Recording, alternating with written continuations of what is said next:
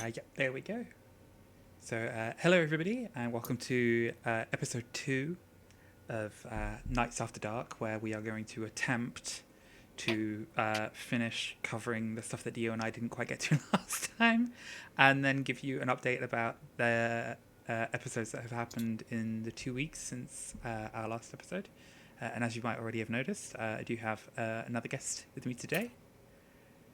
I'm sure you're all much more familiar with him than me because he is on this channel more than anybody else.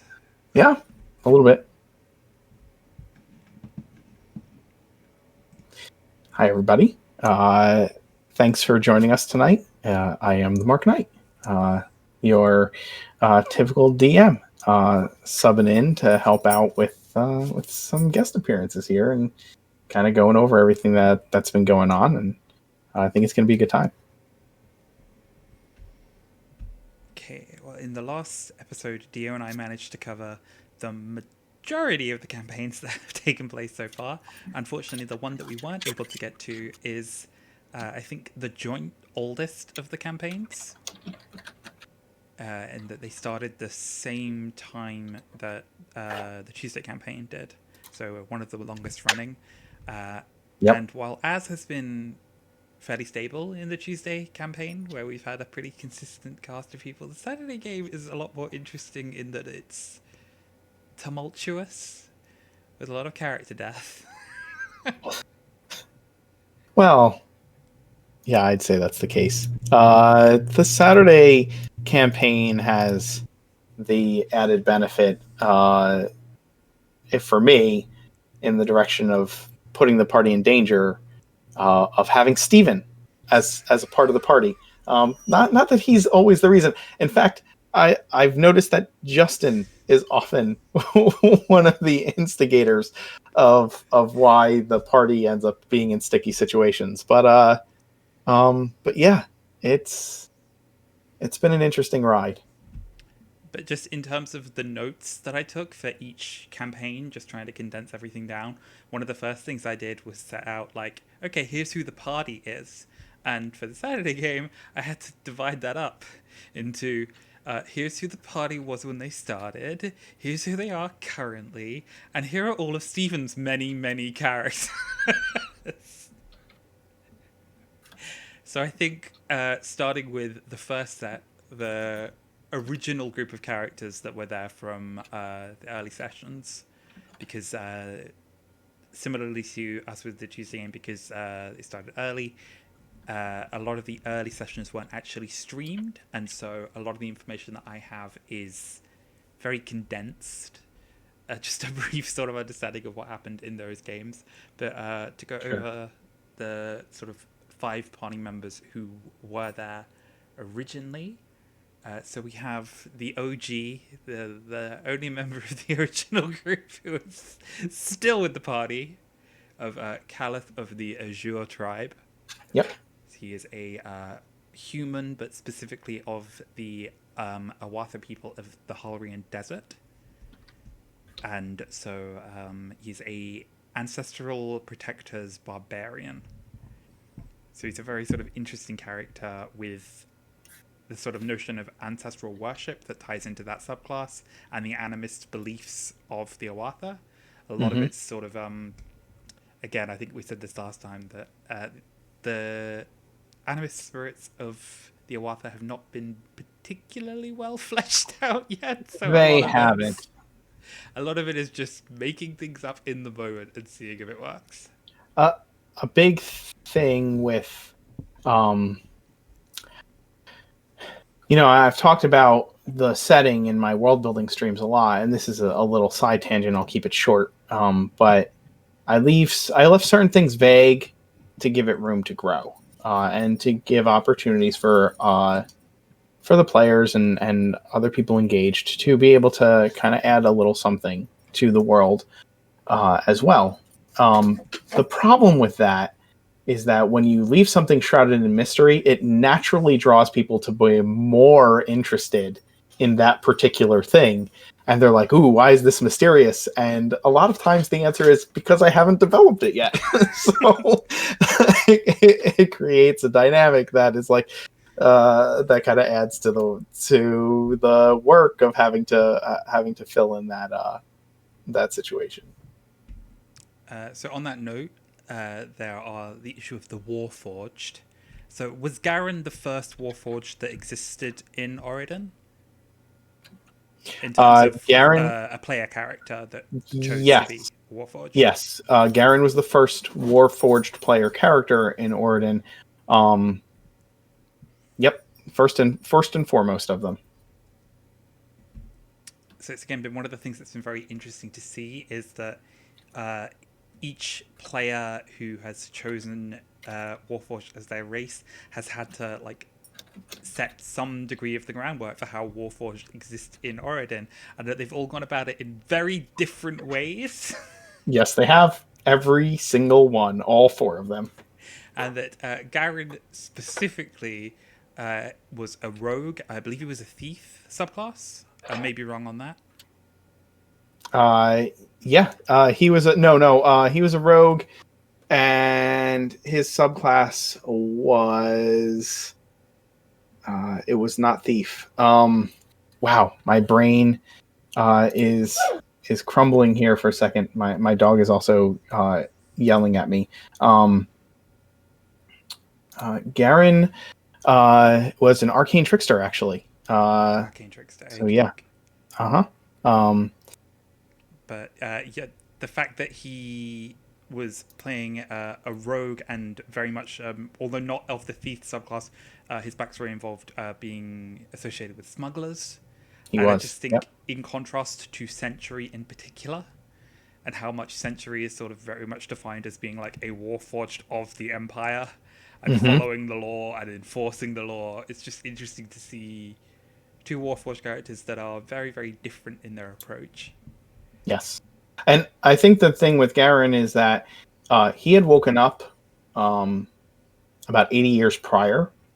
And I think that his experiences from the time he had reawakened are what defined his character.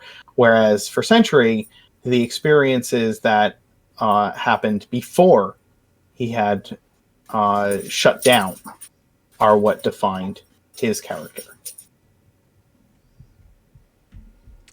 Then the next character in the group is Genevieve Brightwood, who is, again, this is part of what I think it's interesting to have you here is to sort of get that perspective on like what the group were like prior to when we met them. Because Sure. from my perspective, meeting Genevieve for the first time in sort of the crossover event that we had, it became very readily apparent that she was like the one competent member of this band of misfits. And very much like a respected leader among them, where they would like follow her orders and do what she said. She's sort of a very almost Xena-like figure in just having like pure martial prowess and some charisma backing it up, and just like a ton of lesbian subtext. Genevieve, it's interesting that you say that.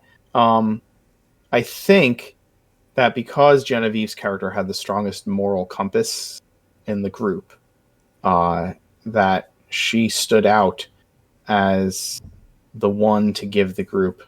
She stood out as seeming like she should be the one that gives the group direction. Um, but honestly, I think there were many competent characters within this group that I think this group is the one. Look, the campaign is called The Road to Nowhere, and I think it's because this group is the one that got kind of swept in the directions that circumstances and drama and tension kind of pushed them. They Genevieve had clear goals, but uh, her goals were often sidetracked by things that they needed to handle immediately. Um, and I think that that's what really defined this group was that they kept coming into situations where they needed to deal with what was happening right in front of them right now. Uh, and and I think it makes it hard for to say that any particular character in the group really led them because of that. Does that kind of jive? Make sense at all? Yeah, it's hard to say that somebody's the leader when they're spending most of their time running away from things. Yes. Usually things that they've accidentally caused or stumbled their way into. The party was constantly putting out fires, right? Fires that they started. And we So haven't yeah. even got to Michael yet. Uh uh. But Michael, of course, was not the only member of the party capable of dishing out some fire when it mattered, because there was also Felix Uh. Faustus, who is a divination rock gnome wizard. Yep. Yeah, and Felix was a very, very good wizard. And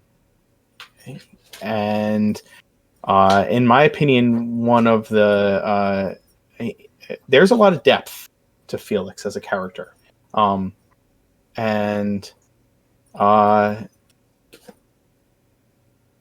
yeah, he I think he was Genevieve's balance sometimes. I think the two of them played off each other as the core of the party a lot of times. But yeah, Felix very always uh, Felix had an interesting arc and dynamic where he was often inadvertently getting the party into sticky situations by the use of his spells, also getting the party out of sticky situations by the use of his spells, um, and also uh, could have a real like vengeance streak about him when he wanted to. Yep, I think the depth of Felix's character is definitely something that I appreciated the longer I was watching. Mm-hmm. Because by the time we had the first crossover event, they were still fairly new to streaming their episodes, and Felix very much sat out like the PvP chaos that took place in that stream, and so I didn't get much of a read on him. But then when we ran into him again, and it was like, okay, I need your help, but I'm also going to pay you with the adamantine that we stole, and we're now framing you for having stolen so that you can take the heat for it. But I'm not telling you that. But yeah, just a morally complex character and not always necessarily good, but with good intentions. Yes. Yep. Absolutely. And then we have the first of Stephen's characters, the one who did not survive long enough to appear on any of the streams, and this is a character by the name of Nobody.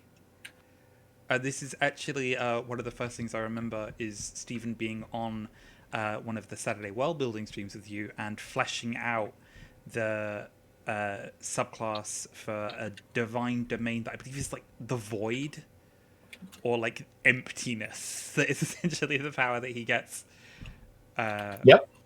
from, and that we will sort of give a quick summary of the events that took place preceding the Saturday party starting to stream their episodes. That essentially is the lead up to Nobody's heroic sacrifice. Yes. So Nobody he was a Goliath cleric of the Void, which was a homebrew domain that Stephen and I worked on based on that concept, like you said, of nothing comes without a cost. And so the no one, the Awafin spirit of emptiness, requires something in order to grant divine power. So what that meant in character terms is that nobody had to give had to spend hit points to heal other characters, and so that was the crux of our concept for the domain. And I think that defined very much the character's outlook and why he ended up sacrificing himself for the rest of the party. I'm sorry, I don't mean to keep comparing between the Tuesday and the Saturday game, but I find that sort of hilarious that the party that will eventually adopt the nickname the Death Saves started out with a cleric that needed to basically masochistically harm themselves to heal other people, and when we have a life cleric who just can just heal people really well. Yeah. Yeah. Uh,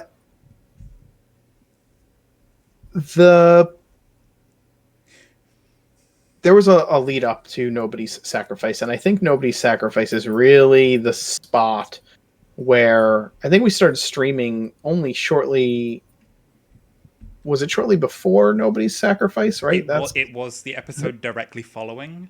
Okay. The episode directly Where following. Stephen introduced his new character, who Yeah. was a lot. Of course.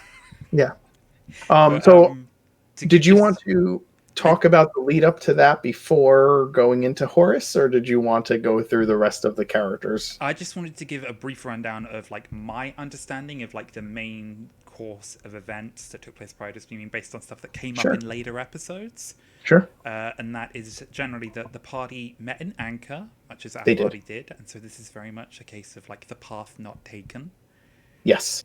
That specifically they did some work for Mayor LeBeau, where they Did. helped to recover the jewelry of his dead wife That's true. that was then given to the mayor's daughters, and that Genevieve in particular struck up a friendship with the eldest daughter, Jane. She did.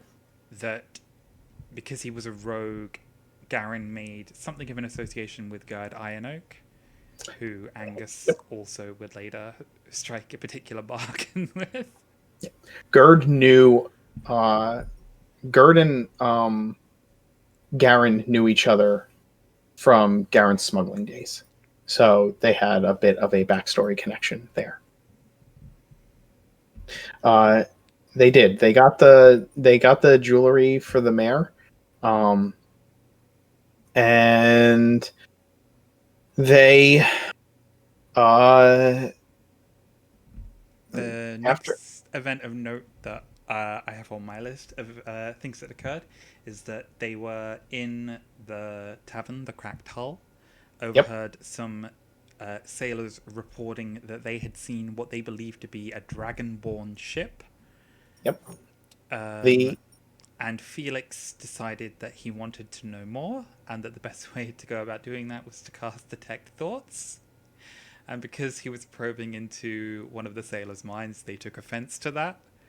And then nobody took offense to them essentially challenging his friend, and escalated the situation in a very Stephen manner. There's a couple of things in there about how that went down.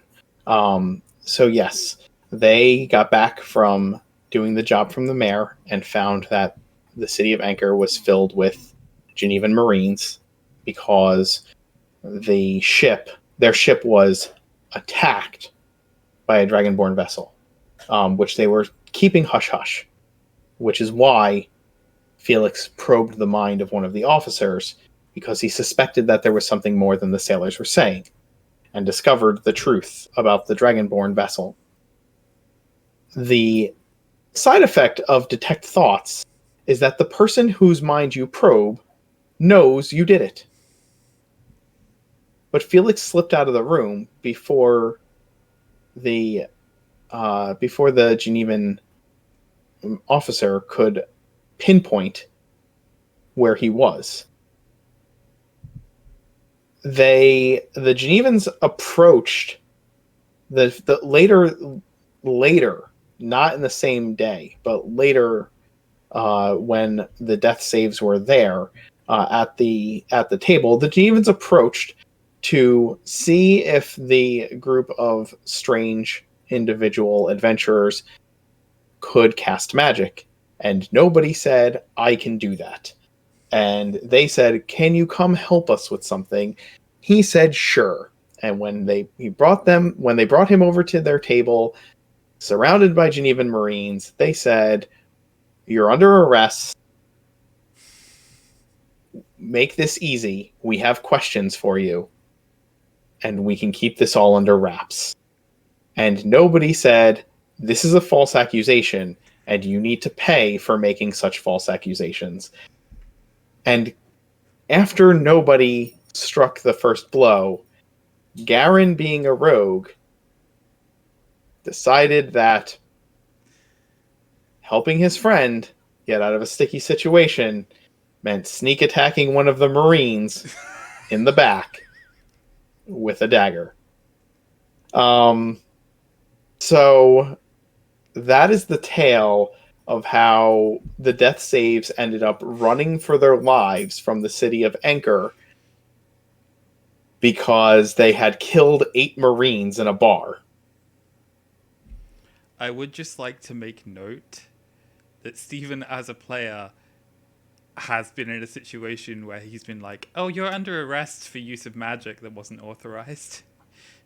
This will be relevant when we get to covering the Monday game. Yes, it will. From there, they escaped to the swamp. They ran off as fast as they could. They pushed through the night, and they got lost because of it. As they got lost, they ended up at a mysterious lost temple, and Felix, being the curious wizard, was like, let's go in here and take a look. Doing so, they discovered that the temple was not exactly uninhabited, but was actually inhabited by a snake cult of a long forgotten kind of, I guess, demigod named Nyoka, who was a serpent god, and that the temple was inhabited by cultists and Yuan-Ti worshippers of this snake god, which nearly ended the lives of the entire party. They killed the high priestess of this cult, and as she died, she summoned an avatar of Nyoka, a gargantuan serpent, a gargantuan constrictor that came after the party. And as everyone went to escape, nobody made sure everyone was out the door, pushed Caliph out the door, and said, "Get them," and made it apparent that he was going to stay behind and keep everyone safe. He slammed the door behind him, barred it shut, and that was the last they saw of nobody, besides hearing pounding and battle cry from the opposite side. They escaped into the night, and they arrived at the village of Nearmore.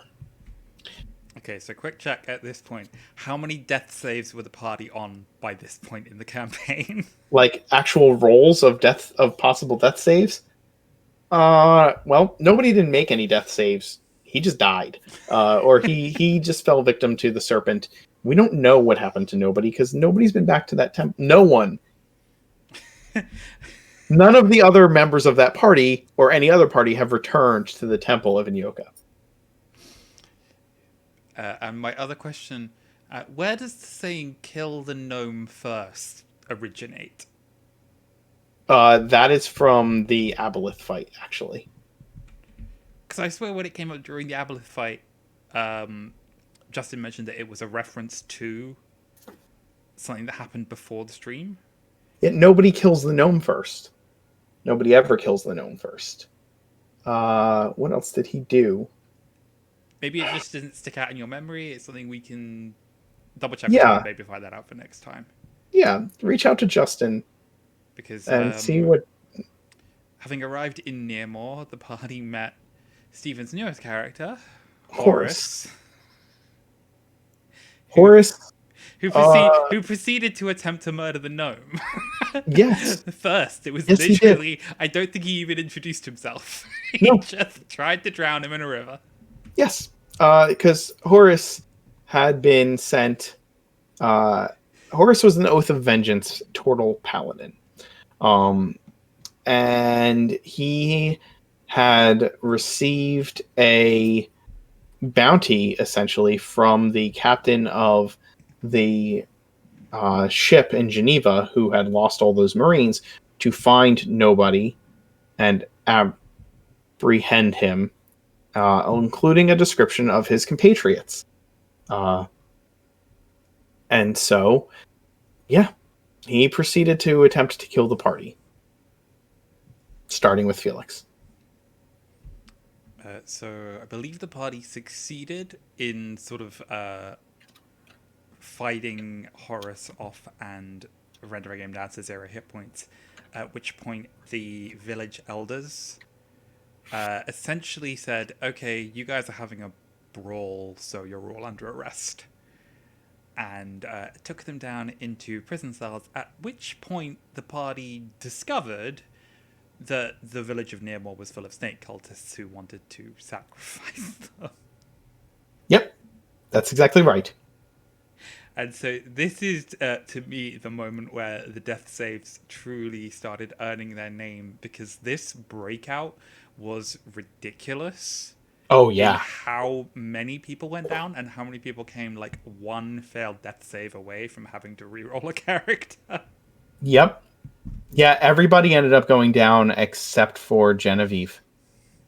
Genevieve ended up being the one who survived, and not only survived, but basically carried everybody else out of there, and driving the carriage from there all the way to Twiland Hill. Like I said, I think this is how I got it in my head. This idea of Genevieve being like the solid, stable, dependable part of the group, because she was just really good at doing what fighters are good at, and that's just not going down and dishing out damage. And because she was a battle master, she was so able to just have tricks up her sleeve to be like, I cannot die here. I need to get everybody out safely. Yep. But, exactly. And that's kind of Genevieve's character, right? She's not the stereotypical leader you would think of. She is, however, the rock that the party... she always was the one to save the death saves. Well, she often was the one to save the death saves. I'll say that.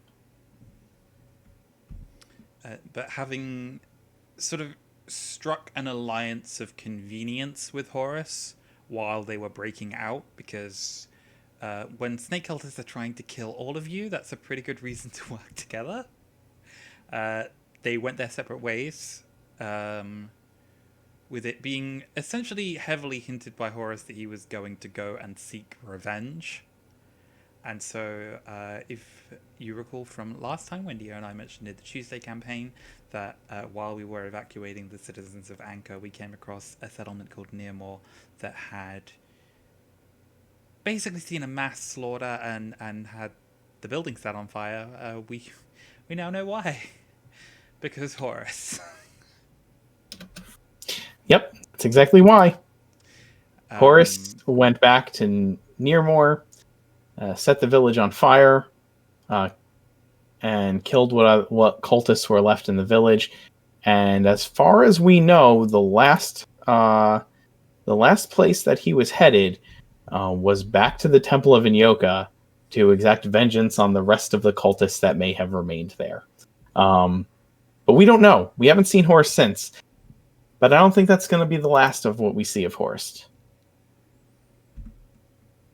So at this point, having had several close shaves, Genevieve sort of asked everybody, like, is it okay if we go to Twiland Hill? Because that's where I'm from. That's where my family are. Haven't been back in a while. Would be nice to see them. We've almost died so many times. Reconsidering mortality at this point. When the party arrived in Twiland Hill, they were able to meet with Genevieve's father, who was, I believe, captain of the City Watch. Yes, he was captain of the Midland City Watch, which is the center portion, the center district of Twiland Hill. Twiland Hill is almost like 3 cities. It's 2 cities and urban sprawl. And the urban sprawl has connected those 2 cities to become one large city. Like, I would say that area-wise, Twiland Hill is the largest city in Oregon, though I don't think it's not necessarily the most influential. Um, but it is because it's so cut off from the rest of Oregon by the river. But it is definitely the largest area, being almost the size of Manhattan, actually. But yeah, all that to say, yes, Genevieve's father was captain of Midland, the center part of the city. But one of the things that Captain Brightwood shared was that there was a new presence operating in Twiland Hill, one that he was having a hard time investigating, and this party of adventurers that had shown up with his daughter seemed like viable people to maybe approach the less savory people in Twiland Hill and try investigating things from the opposite side of the law. So he told them about a group known as the Adamantine Horn, and their local hangout in a place known as the Bullpen. Yep. And essentially advised go and get recruited by them so that you can then try to find out who this group known as Malevolent are. Yeah, that is essentially what he had asked them to do, and so he gave them a list of a number of different organizations within the city that were considered to be questionable. Um, the Adamantine Horn was the one that I think they determined was uh, the the first on their list to speak to, and maybe the easiest for them to get in with. Hey, Ak, thanks for joining us. And they did get in with them. They also wanted to touch base with, of course, the tall fellows in the city because they already knew Gerd. That Gerd was a link to the tall fellows because of Garen's connection to him. So I'm trying to remember specifically how they end up in the situation where Genevieve saves the life of a pretty but terrible young nobleman by the name of Michael. Michael wasn't terrible at first, though. Yes, he Michael was. wasn't. Yes, he was. He got progressively worse, but he started at terrible. Okay, that's probably fair to say. Uh, Michael started off as arrogant and insistent. Um, he Genevieve saved his life from members of the Horned Order that were attacking him in an alley, and as such, he felt that he owed her. Not to mention that he immediately became infatuated with her, because, because she was a pretty fierce young warrior and had saved his life. And that is how he tried to ingratiate himself with the party. I owe you a life debt. Also, for anybody who showed up to the channel later and wondered, how did this whole dab god thing get started? That's Steven. That's Stephen and that's Michael. And Michael's continual running gag of casting Firebolt and Fireball by dabbing. And it was funny, so we ran with it. And how far we ran with it, and eventually we got Mark to dab. Oh God, yeah, that happened. That did happen, yeah. So all I'm saying, Ak, is that your new character just needs to Dougie or floss in some way, and then we can get it to happen. No. There's precedent for it. No. No, we don't need that at all. But with their new tag-along human shadow sorcerer, the party made an association with the Minotaur head of the Adamantine Horn, who recruited them. I believe that the job they were specifically hired for was actually a contract that had been given to the Adamantine Horn by the Tallfellows, who had just received word from Gerd Iron back in Anchor that this weird group of adventurers had shown up saying something about a demon, and they basically wanted to get out of there, but also they were going to smuggle goods with the refugees. But they needed people to protect them on the road. Yep. And so that is how we end up at the crossover event. The very first one. The very first one, and I think it genuinely did a really good job of showing like how solid the world building has been and how fun these characters are, and it's like it just whetted everybody's appetite. I think everybody in every game is now just like scouting out every other game and being like, oh, I really hope I get to meet Sparks. Oh, I really hope I get to meet Archie. Yeah, that is definitely something that grew even more. I think that there was this known there was this known factor that all of the campaigns were connected because they were in the same world, but it really didn't kick off the desire for that interconnectedness to be on display until it happened the first time. Because that's when everybody said, when am I getting my crossover? When are we getting a crossover? The thing about the crossovers, as an aside again, is that um, you don't want to do it too much. You don't want to cross it over too much, um, and and so I'm trying to make sure that there's just enough of the crossovers that it feels like it fits the world without being forced. Um, I will say one of the things that you have started doing more is that idea of like not every crossover needs to be two entire groups meeting each other. It it's true. can be a matter of just having either via sending or via people coming into contact, having one particular member of a party meet another member of a different party because they're either studying the same thing or pointed in the same direction or they cross paths in some unexpected way. But it was a lot of fun being there for the first time when you stuck 10 of us in a room together and then had an elf open a portal onto which basically every caster in the party just dumped their best like area control spell. So that Yep. nothing could leave the portal without just being trapped in about 5 different ways. Yeah. And the thing about it was that I made a huge tactical error in having the enemy open the gate at ground level. I never made that same mistake again. It's like I discussed with Dio last time, it is kind of fun to look and contrast that fight with the fight that then took place in the Friday game, where Tektite almost died because it just was the same encounter, slightly tweaked, and with only one party present instead of two, and it just turned into a much tougher fight, partly due to some bad dice rolls. But yeah, again, just interesting to see. So, as a general point, the parties met on the road at a tavern, crossroads on the path to Twiland Hill.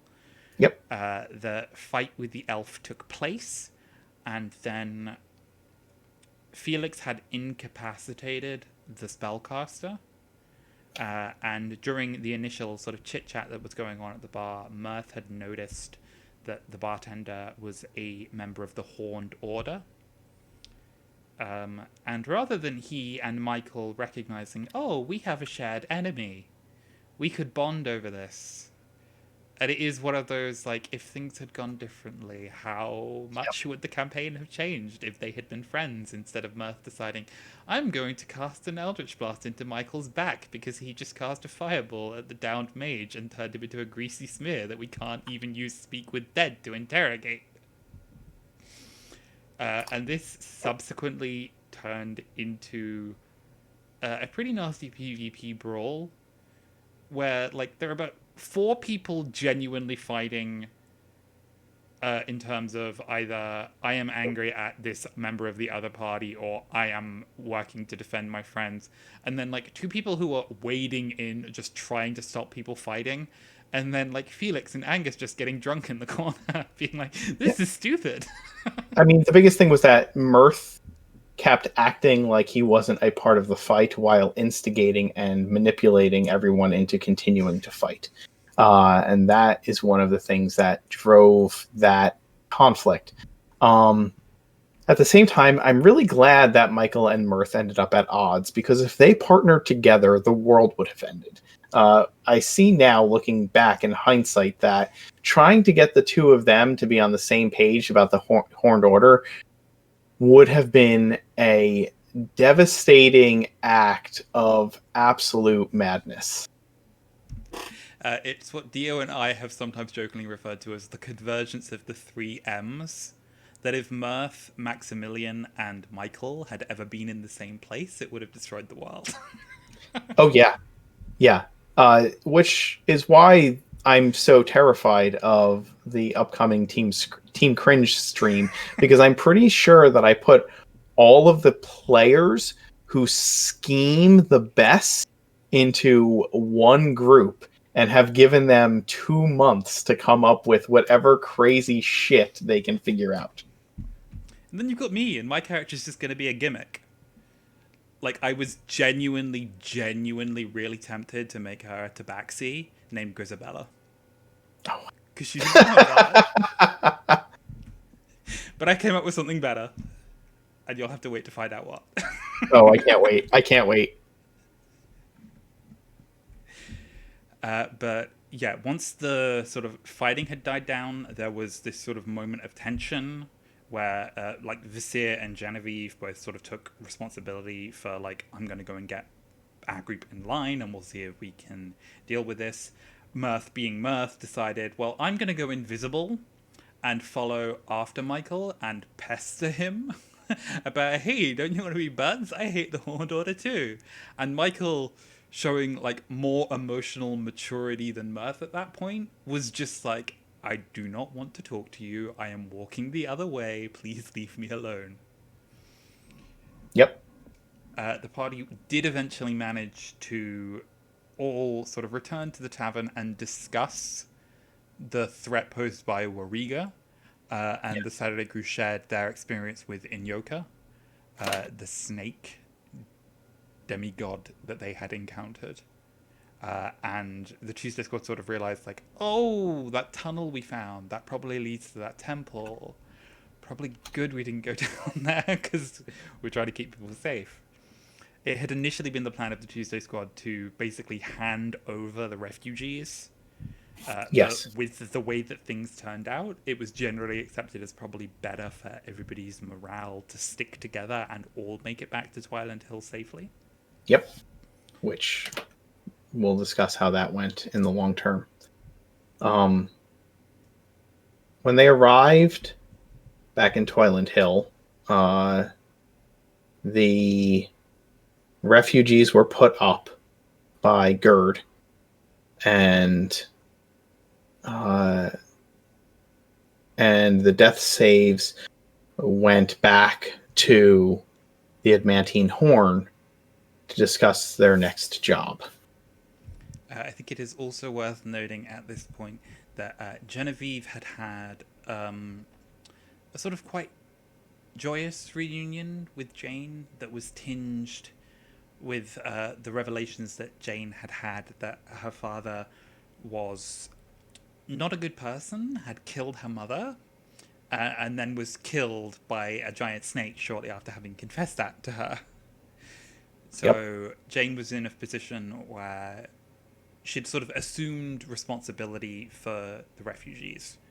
That like her father had been the mayor before her, so it was now her responsibility to see to those people.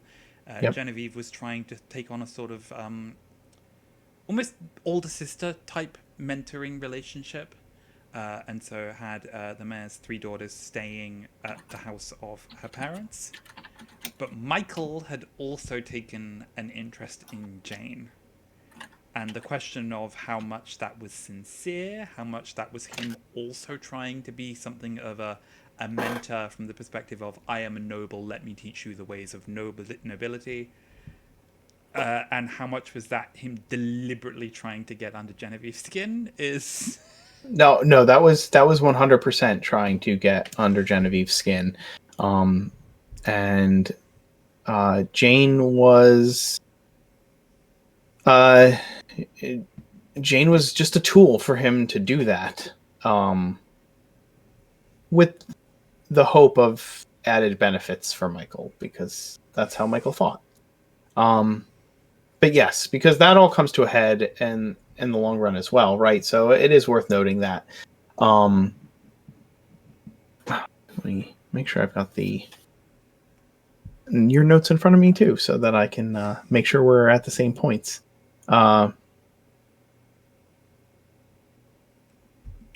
But yeah, as you said, the party returned to the Adamantine Horn to sort of get an assignment of what their next job was going to be.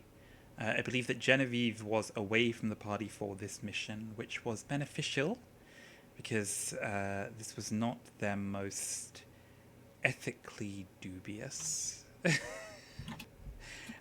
mission. They were essentially informed that there was a shipment of adamantine that some dwarves were sending through, and their job was to go and steal it.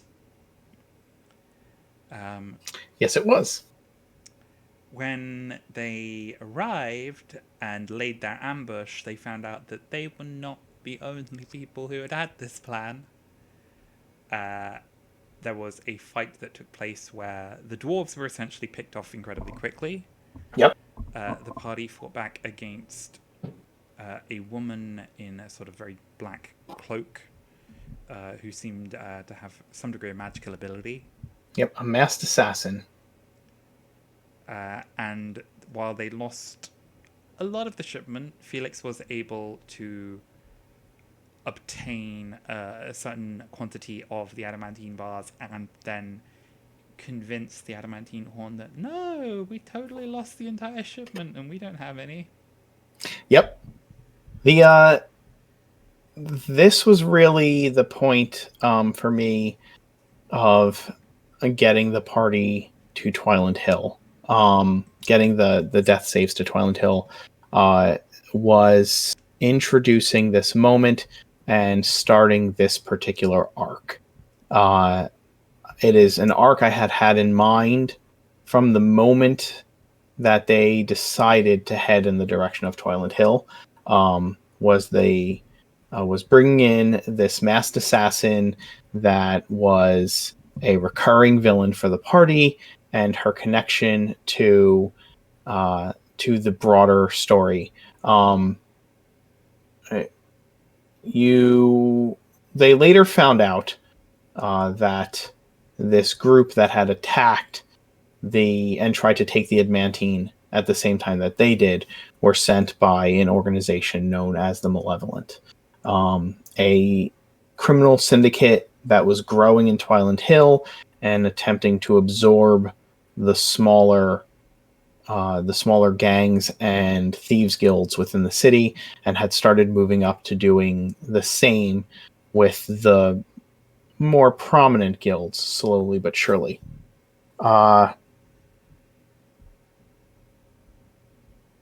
And this was the first seed for that arc. But they got the adamantine, and Felix stuffed some away for the party, and they were able to convince the adamantine horn that perhaps the attackers took some of the adamantine, and that's why it wasn't all there.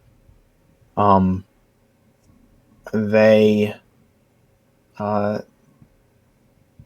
So I believe the next sort of major plot development was that they were told to go and check on a tavern in the city that was essentially under the control of one of the gangs. Yes. That they believe the Malevolent were trying to sort of muscle in on. Correct. And they arrived to essentially a bloodbath. Yep. Most of the patrons are already dead. Most of the staff already dead. And the same mysterious woman in black that they had encountered before. Yep, her and her kill squad had. So the royals had taken money out, had taken money from the bank and used it as, and were going to use it to pay the adamantine horn for protection. But things did not go as they planned. And yeah, when they were offered a spot within the Malevolent and turned it down, it was a join or die situation. The party stumbled upon this, fought with the Malevolent's kill squad, and the woman in black escaped for the second time. They were able to find out a little bit of information about the Malevolent, including a lead that pointed them in the direction of an old, unused cistern known as the Old Well that had one time fed a part of the city's water supply. And I will note that investigating the Malevolent had become a personal matter for one member of the party in particular. During the fight with the Lady in Black at the tavern, as she was making her escape, her hood was knocked down, and Genevieve recognized that the woman below was her childhood friend Freya, who had gone missing when they were both young girls. And this was something that had haunted Genevieve for much of her life.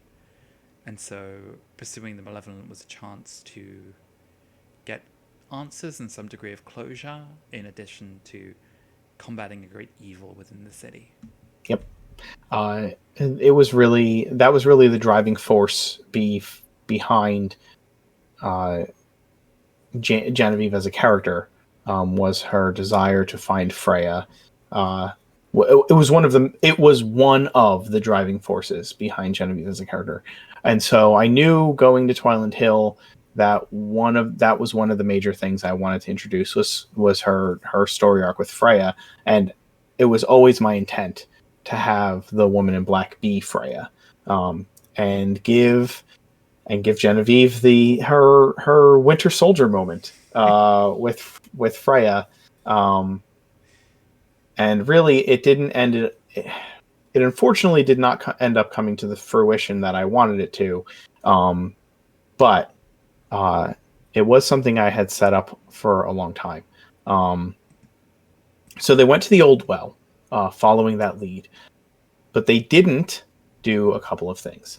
The first thing they didn't do was really any kind of reconnaissance to see what they were walking into. They just walked into it. To be fair, they tried, and then their rogue rolled a nat 1 on a stealth check. Well, I'll tell you what. When you're presented with a group of broken down, crumbling buildings that have a main thoroughfare down the corridor of buildings towards the well that you are headed to, and all of these buildings have open doors facing that main thoroughfare, my first instinct would be to think that's probably not the best way to get to the well, is to go right down the middle. And so two things happened. The first thing is that Garen's metal body slammed up against one of these ruinous walls and caused a bunch of rocks to fall and wind chime-like noises to come from his Warforged-like frame, which triggered the guards and gang members who were stationed in those buildings to be aware that somebody was coming and set up their own defenses.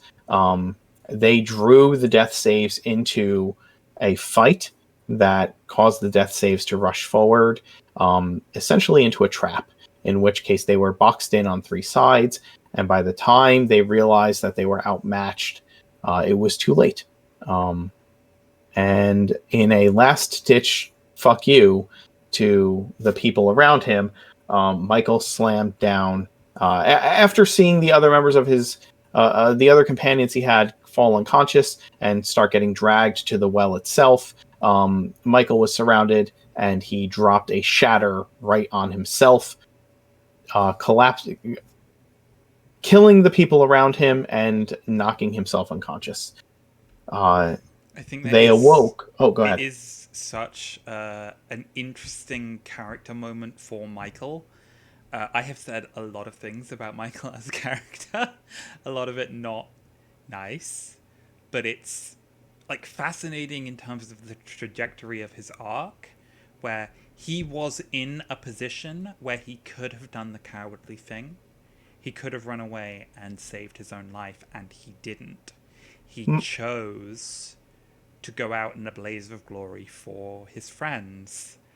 And so it's like he did something honorable and almost kind of brave and courageous, and it sets up this great tragic downfall with what happens to him next. Here's the thing: is that Michael was always a man of extremes. And I don't know if that was an act of heroics for Michael as much as it was a, you guys want to gang up around me? Fine, go the fuck to hell. You And can't kill me, I kill me. Yes, Michael was, if nothing else, he was a man of vanity and extremes. And I think it was a moment of ego for Michael, even in that moment, to take them down with him. Um, and yeah, I Also, in response to chat, yes, we love to hate Steven's characters, and that's because he creates characters that it is very, very easy to hate. Michael was a character that was very, very easy to hate. Lord Weston is a character that is very, very easy to hate. But uh, I, I think Ekme is. I think Ekme Denisi, who we'll talk about soon, is a character that everybody's wary of because we all like the character. He's Yep, it's just Steven's lulled us into this situation where we're all like, I love this character, and in 5 episodes' time, I know that Steven's going to reveal, like, he committed genocide or something. Steven likes to create characters that create drama, uh, because that's where stories lie. Um, As a messy bitch who loves drama myself, I respect that. yeah. uh, yes, everybody is waiting for the shoe to drop. That is exactly right. Yeah. So they fall. The party falls. It's my first real TPK out of any of the games, and to give you a little insight, I went back to the party and said, "Here are your options. What would you like to happen?" And they all said, "We'd like to continue the story and see what happens." Um, so I drew that to its logical end, which was they were captured and they were given an offer. They reawoke without Genevieve there, chained to the ceiling, and Cicero Malavar, the quote unquote leader of the Malevolent, offered each of them a deal: join them, be enslaved mentally, or die. Caliph chose death, which was not surprising. Garen chose death. Michael chose to try to be the badass, and uh, really they were outmatched in every way. They were all Can I had just just woken say, up from. Yeah, go ahead. You go ahead. I loved Felix's response in this situation because it's such the intellectual thing to do, which is to question the binary choices they've been given, and basically go, "I present you a different option." Yep. Yeah. Yes, he did. And and each of them played their characters to where the way that they would have reacted in that situation.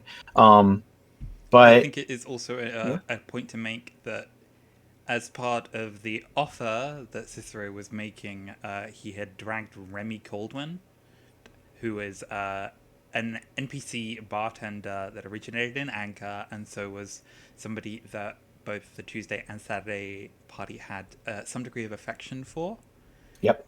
and essentially tortured him in front of them to Yep. try to demonstrate. And when they made it clear that they were not willing to be turned, just killed Remy right in front Yes. of them. Yes. Cicero was meant to be a character who immediately induced this feeling of they had control. They knew they had control. They had power. They knew they had power. And they had they were remorseless. To them, having this random bystander who had emotional significance to his captives being tortured in the background of a very pleasant conversation as if they were working out a business arrangement, um, literally had no effect on him. He treated it with nonchalance, lack of concern. Um, he could have been listening to music while making this offer, and it would have been the same. And I think that, and the purpose was to generate this sense that uh, they were dealing with someone who was truly, um, truly evil, not someone to be negotiated with, not someone to be, uh, not someone that they could ever find themselves aligned with in any way, and was also a scary motherfucker. And I think that came off based on the reactions of the members of the party and how they dealt with Cicero, which was to want to immediately try to kill him. Um, yeah, But essentially, how things shook out was that the real leader of Malevolent was revealed to be an aboleth that was living in the lake below the city of Twiland Hill, yep, and that Cicero was essentially a mouthpiece for yes, the aboleth, and I believe a warlock where the aboleth itself was his patron, that's which I correct. think is quite neat. Um, Caliph and Michael were enslaved and beat Garen to death, while Garen essentially just guaranteed that Felix would make it out safe Yeah, as best he could. Garen sacrificed himself to allow Felix to get out. In the process of escaping, Felix came across Genevieve's body, or Genevieve's unconscious form. When he awoke Genevieve, he realized that Genevieve was in much better condition than the rest of the party, and Genevieve revealed uh, that Freya had kind of taken her aside. Um, at this point, Felix was unsure as to whether or not Genevieve was also enslaved and just making a ploy.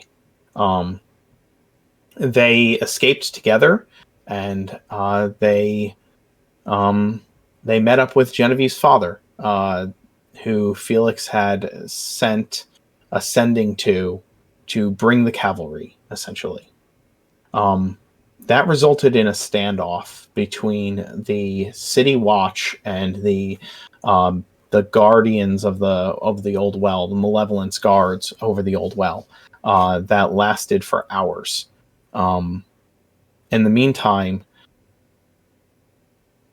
Genevieve and Felix went and found Luna and the Tuesday group to ask for help.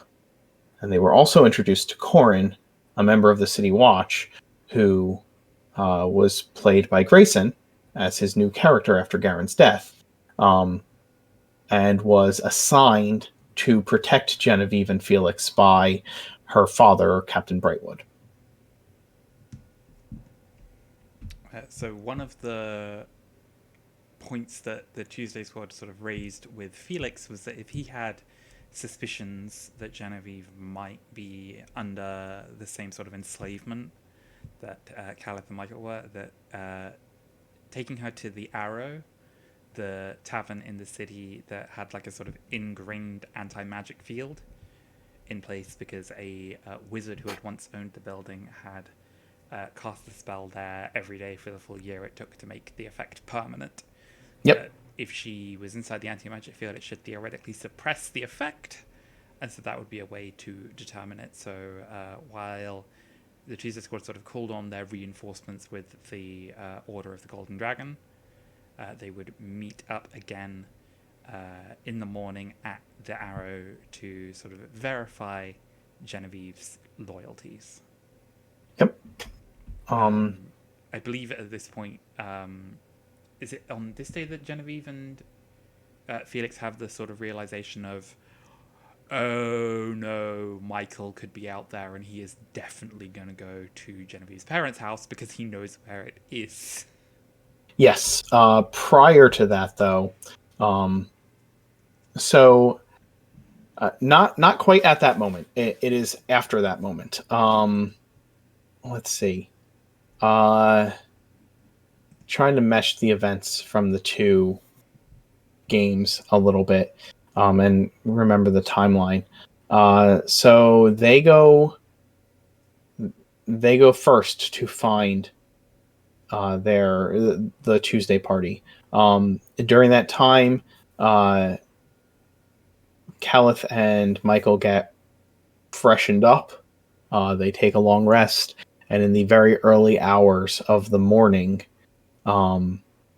they are sent to capture Gerd Ironoak.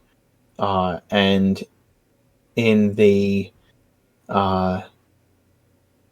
process, Michael decides that the best way to draw out Gerd's guards and distract the people, the nearby area, and I believe they were also told by their aboleth master that he wanted retribution against Felix, and that Felix was to be drawn out as well.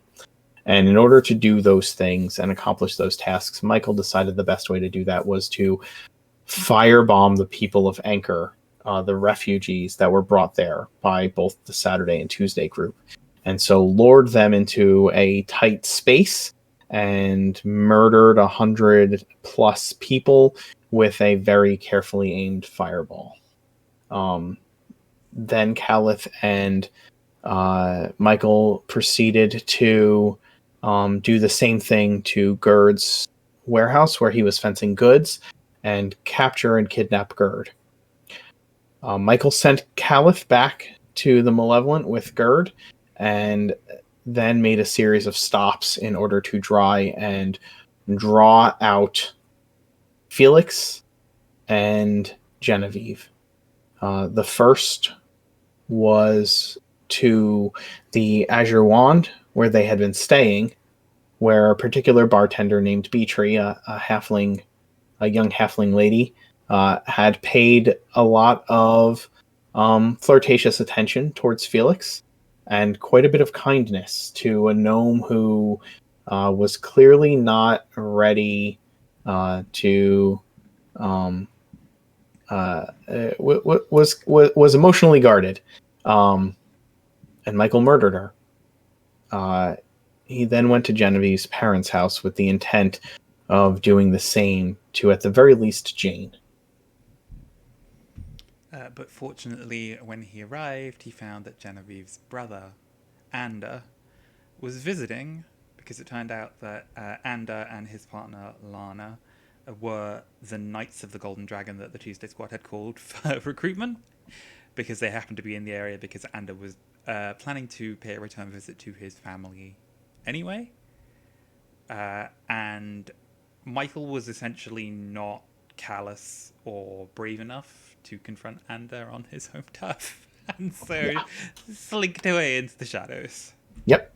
The problem was that Michael tried to be persuasive, and Ander, being a very high wisdom and insightful person, was able to detect that Michael was not being forthright. And he didn't know exactly what about, but his suspicions led him to question Michael's presence there overall. That was really a stroke of timing and luck for me. I was sitting here reeling from Steven's actions as Michael, trying to determine, like, I can't just let him get away with all of this. Like, there has to be, like, I'm fine letting characters make decisions that impact the world. I think every one of the players in the games can tell you that. But I couldn't just. There was a part of me that was like, Michael can't just get away with being like with everything that he's trying to do. Something has to be a stopgap. But I didn't want it to be forced, and I certainly didn't want it. I didn't want it to be. I didn't want to railroad anything. And we took a break. And Steven was like, I want to tell you what else I'm about to do. And I was like, I know what you're about to do. You're going to Genevieve's family's house. And he's like, okay, good. Just as long as you know. And taking that break was really the right moment because the pieces just fell into place of, I knew 2 nights were coming and I wanted to do something to make it so it wasn't easy for Steven to accomplish Michael's goals. Not that I would stop him from accomplishing them, but putting some kind of obstacle in his way that made it so that accomplishing his goals became difficult. Because that's my job as a dungeon master is to give obstacles so that there's story and drama and tension. And so it really just kind of clicked that, well, I'll have Ander be there. And then it also clicked, and he'll be one of the knights. And it just kind of fell into place, and it was one of those inspirational moments of inspiration that just kind of came in a flash of insight because I stepped away from the game for a minute, and everything kind of fell into place in my mind. I will just note, it felt in the moment like entirely smooth. I have a very distinct memory of just everybody in chat just being like, "What did Michael just do? No, this is bad. This is terrible. Help! No, stop! Something's gonna happen." And when it was just like, "Oh yeah, Genevieve's brother's here," we were all just like, "Yay! Somebody's gonna put a stop to this bullshit." Pretty sure that that Kim was in chat yelling, "Kick his ass, Ander! Kill him!" So yeah, it did. It was the right moment, dramatically speaking, story beat wise, when Michael came to the house and Ander and Genevieve's mom opened the door and introduced him to Ander and Lana. It was this. It struck just right. And I think that had Michael not gotten away with some of the other things that he had, it may not have. But coming when it did, it was like it had that momentum to have the yes, fuck you, Michael moment that you kind of wanted it to have. Again, Yeah, so Michael skulked away. Go ahead. Timeline-wise, I'm just trying to put the pieces together because it was another crossover stream where we were having stuff happen on Tuesday, then on Saturday, then on Tuesday again, and back and forth. So, like, putting the actual pieces together is a little bit tricky because there were a couple of times where, like, we met to discuss details of how things were going to go. But the general event, as I remember it, is that we woke up on the morning of the day where the Tuesday squad found out from one of Angus's kids that the attack had taken place at the warehouse and sort of ran off to take care of that. I think at that point, Felix and Genevieve sort of went to check in on her parents and make sure that they were okay and met with Ander, and then everybody sort of re-met up back at the Arrow to discuss. And the plan essentially became, we need to go to the well and we need to go down there and to deal with them before they leave, because if they run off and hide somewhere else, we will not be able to track them down. Yep. And kind of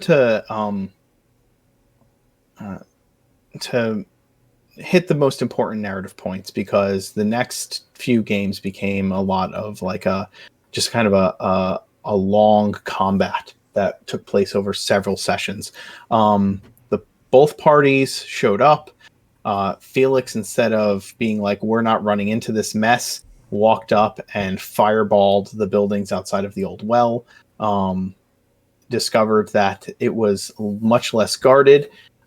Went down, found Michael and Freya almost immediately, and they split off in different directions, kind of splitting the two parties back into two parties, although mixed lots. Half the party went after Michael, while the rest of the party dealt with Freya's guards who were holding them up. The party, the group that went after Michael went after them hard, while Luna and Vasir, not Vasir at that point. While Luna tried to keep Michael from being killed, there were other members of the party who were not ready to allow that happen. The Tuesday group was especially emotionally impacted by the explosion at Anchor, and had earlier that day gone to the warehouse where the people of Anchor had been killed and saw the actual aftermath. And I'm sure you covered all of that in your recap of the Tuesday game. From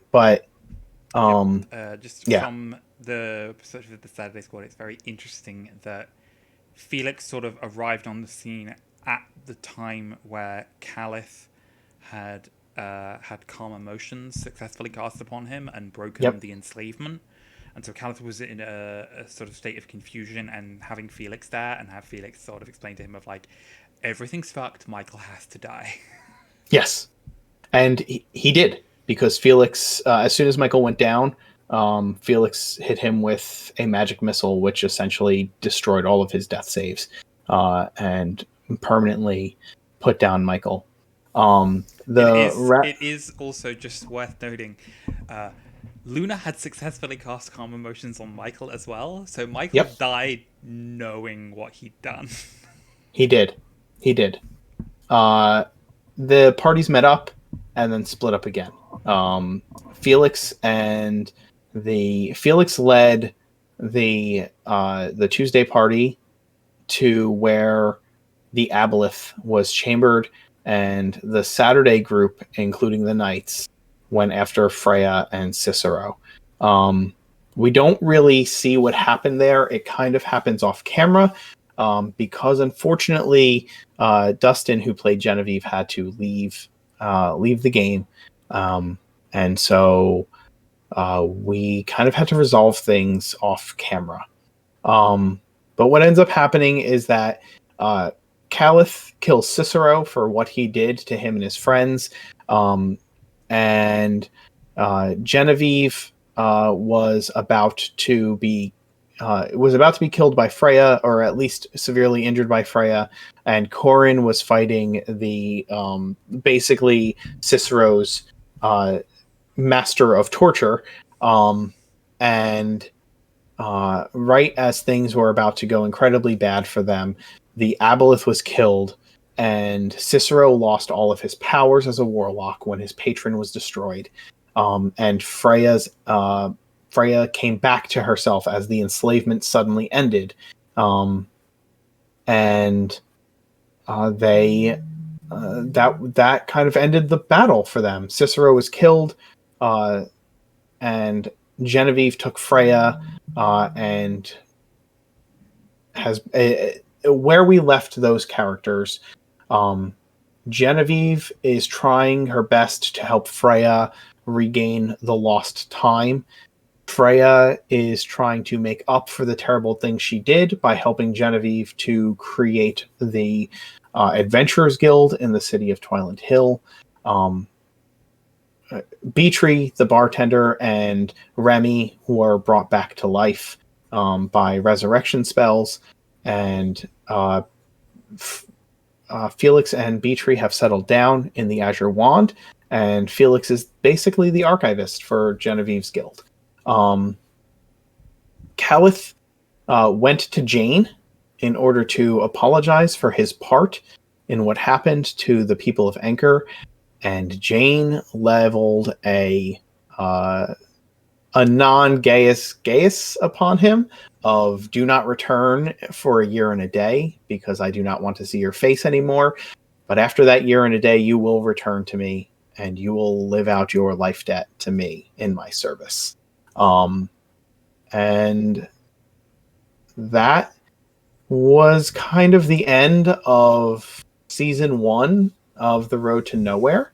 And we have started off a second storyline with the new characters. So with Caliph Yeah. having been essentially banished from Twiland Hill because that's where Jane is going to be residing, he obviously couldn't participate in the Adventurers Guild, and so made the decision to start heading back towards the mountains to possibly visit the Halrian Desert and return to his people at some point in the year and a day he has before he has been ordered to sort of return to Jane. And Corin noted that he had sort of wanted to travel and see more of the world and maybe do a bit of the adventurer thing, and so took like his savings that he had acquired working for the City Watch, retired his post, and started to travel with Caliph. And on the road, sort of going to the northwest towards the mountains, they stopped off at a travelers' camp where they met what is essentially the new party. So let's reset and introduce those characters in a bit more detail. Absolutely. So in addition to Caliph and Corin, who we already know, there is an old acquaintance. I'm not sure like how much they were actually friends, but definitely somebody that Caliph knew from his time in the Halrian Desert, and that is Ecmedenesi. Yes, they have a close relationship from Caliph's past, from what I understand. But that has not really come out entirely yet. Literally every episode, Stephen just basically has Ecmedenesi turn to Caliph and go like, "We must talk about my mysterious past later, not now." Yes, yes, that happens. But he is a Loxodon druid of the Shepherd. Yes, specifically a woolly mammoth loxodon. And I should note as well that he did not always go by the name of Ecmedenesi. That's one of the first things that he and Caliph discuss. I believe that he used to go by the name of Sophon. Sophos. Yep. And has adopted the name Ecmedenesi. And when you put that into Google Translate, you get an idea of why we're all like on tenterhooks around the character, where we're like, what are we going to find out about this guy? What is Stephen going to pull out of the hat that's going to make us all go, oh no? He's alluded to it, but he has a tragic backstory, and I'm sure we will explore that. We're already exploring that, actually. But yeah, the next new character is Kerr, the Kobold Trickery Cleric, who is absolutely insane. He is crazy. He has multiple personalities. He has a plant that he believes is talking to him, known as Snaps. And he also has a goddess that he believes is talking to him and has given him a divine mission. And he has been traveling for a little bit with Ecmedenesi at the start of this campaign. Yep, it's a really fun episode to watch just for the sheer character introductions and the way that they show up and bounce off each other. True. I love that Kerr's basically wearing splint mail, but it's spoons. Yes. His splint mail is made of spoons. His spear is a kitchen knife and a pronged fork tied to a pole. His shield is a battered pan that has been strapped to his arm, and every piece and the breastplate of his splint mail is the front of a like a cast iron stove that he has placed over his armor. It is also worth noting that he is specifically a red kobold, and that the episode where he was first introduced pretty much immediately preceded happened subsequent to the episode of the Artifact Recovery Corporation, where they had just killed so many kobolds in the halls of Wumbleberg. Yes, which actually happens about 2 weeks in the 3 weeks in the past from the game, from this game. So who knows So it if there's a quickly connection became a sort of running gag of the Kerr as like the one survivor kobold. there. He's like Yeah. he's gonna make it to 120 the way that kobolds technically can, but almost never do because people just murder them. Yes. The next character was the next two characters kind of have to be introduced together because even though that they were not planned together, and even though they didn't have the same connections as some of the other characters did, they immediately melded into this partnership. And that is Juliana Cricket Softpaw, our Tabaxi Inquisitive Rogue, who is incessantly curious, desires to fill her own museum someday with artifacts that she finds from lost tombs. Uh, and the other is Gemwin Magmawit, a recently constructed Warforged fighter transmuter wizard that was built by a pair of dwarven artificers in I believe Ironstone Hall. Drakengard Keep. It is Drakengard Keep. See, I knew that. In Drakengard Keep, that Because again, um, it's in that part of the world where basically Gemwin has like left the city and walked like 200 feet and bumped into these widows, and yes, Cricket essentially went, "I like you. We're friends now." yep, that's exactly what happened, and they became very, very much a pair very, very quickly.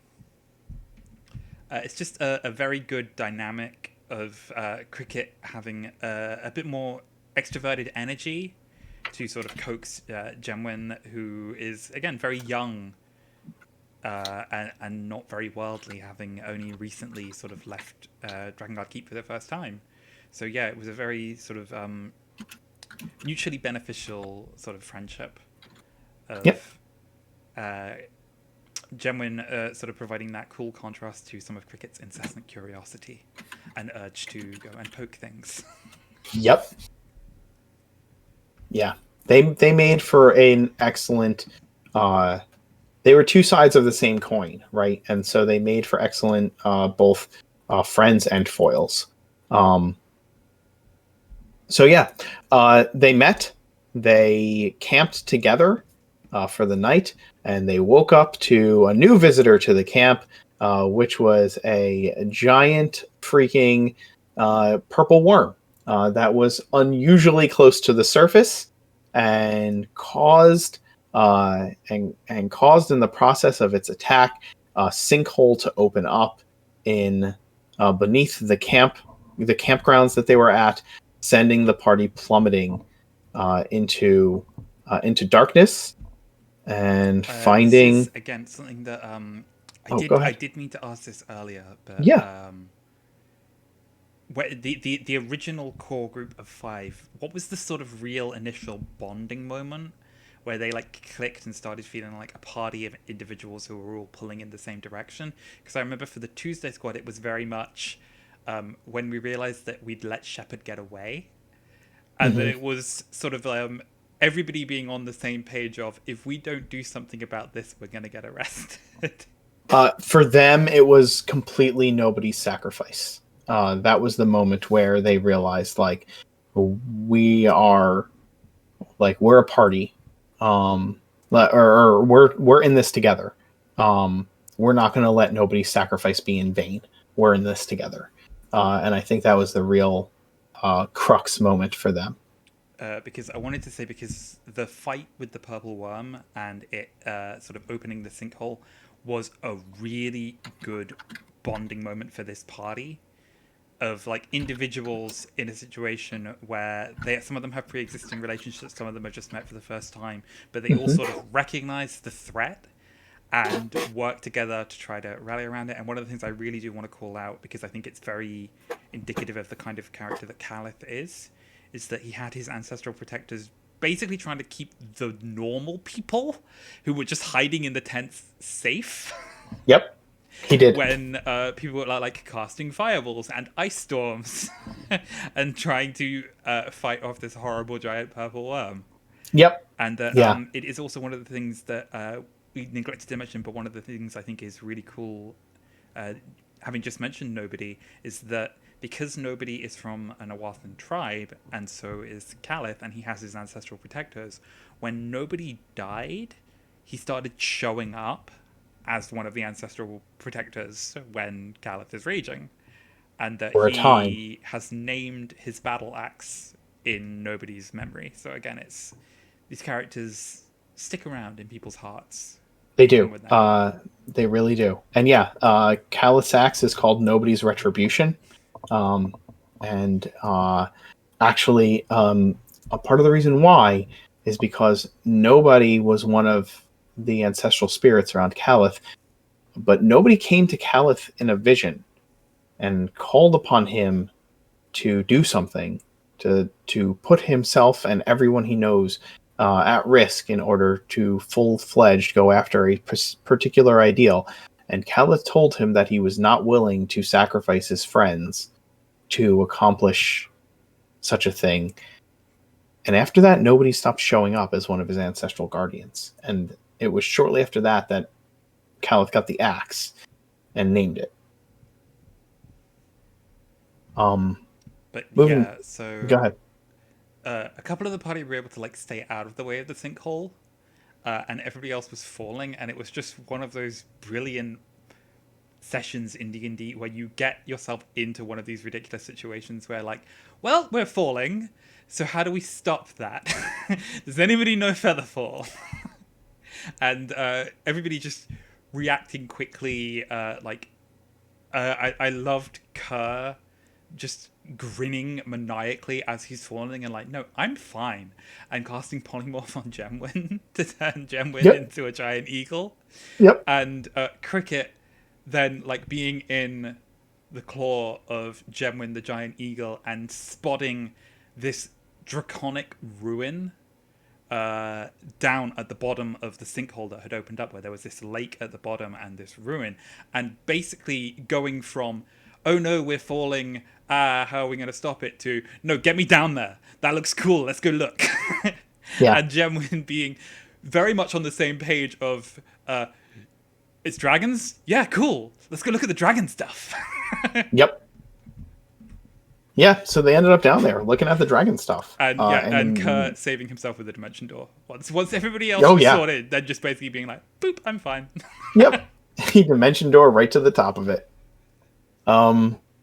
Yeah, that's where they found themselves, at the entryway to this dwarven built draconic ruin deep beneath the mountains. Where Cricket quickly proved her dominance over the traps that one can find in a dungeon by setting the first one off immediately. Yes, yes, that immediately happened.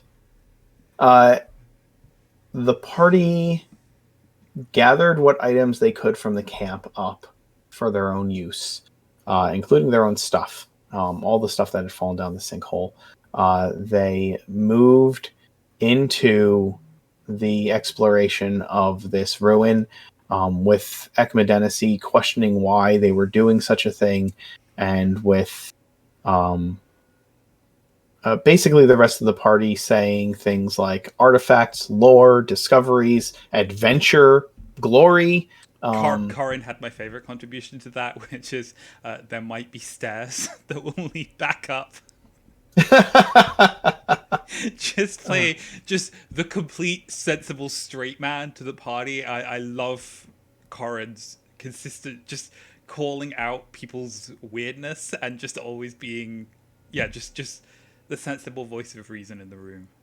But specifically, again, dynamics that were sort of forming in this party of these new characters that had come together, and there was this great sort of contrast between Cricket, who was pushing for this is an old tomb, it's interesting, we need to go and explore it, and Ekmedenesi basically going, that's stupid, there's no reason to do this, why would we go and do this, this is dangerous, we don't know what's in there, and one of the first things that they discovered when they went in there was this enormous pile of treasure, and Dynasty was basically just calling Cricket out on, you just want the treasure that's in there. That's clearly what's motivating you. And Gemwin used detect magic and looked at the treasure and went, well, there's necromantic energy coming off of that, so we should probably be careful. It might be cursed. It might be dangerous in some way. And Kerr just went, well, I know to spell magic, so it's fine. Used it, clambered up on the pile, and unleashed a bunch of specters into the room. They were wraiths specifically. Wraiths. Okay. Very powerful wraiths, and they began to question the reason the party was there. And when they appeared and made mention that this was the Master's lair, that it belonged to Enan Volkmar, the necromancer that had nearly conquered the world about 400 years prior with the largest and most powerful army of undead that Oridon had ever seen, Ekmedenesi suddenly went, we need to keep going. Yep, just this absolute flip of the perspectives where suddenly Dynasty like, this is interesting. There is knowledge here. We must learn from it. We must push on. And Cricket being like, ghosts? No, let's leave. Yeah, I want to explore ruins that are empty. This one is not. The Wraiths then told them that they discovered that Ekmedenesi wanted knowledge of Volkmar's powers. And the Wraiths informed them that one of Enan Volkmar's most powerful subordinates was trapped within the tomb. And that should they release him, that subordinate would be able to supply them with information, and possibly enough information that they could contact Enan himself and gain true power. And again, Ekmedenesi seemed to cling to that idea. Just another brilliant moment with Karin of just stating the simple thing of, I don't want to raise a necromancer. Yes. That sounds like a bad idea. Yep. But the party essentially came to the conclusion that they would push on together because that's what the majority of people wanted to do. Opened up a door and found a banshee on the other side of it that released a wail that pretty much instantly KO'd Cricket. Yep. Because that's what that ability does, and it sucks. It's a fantastic monster. I recommend any dungeon master get the opportunity, throw one at your party. But after the party had managed to defeat the banshee, they sort of explored the room beyond, which proved to be a bedchamber, and found a journal that detailed the relationship between presumably this woman and Enan Volkmar, and sort of drew the conclusion of, oh, that's where the banshee came from. He betrayed her in some way, and she's not happy about it.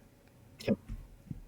The party then decided to push forward beyond that and found what they dubbed the murder basement.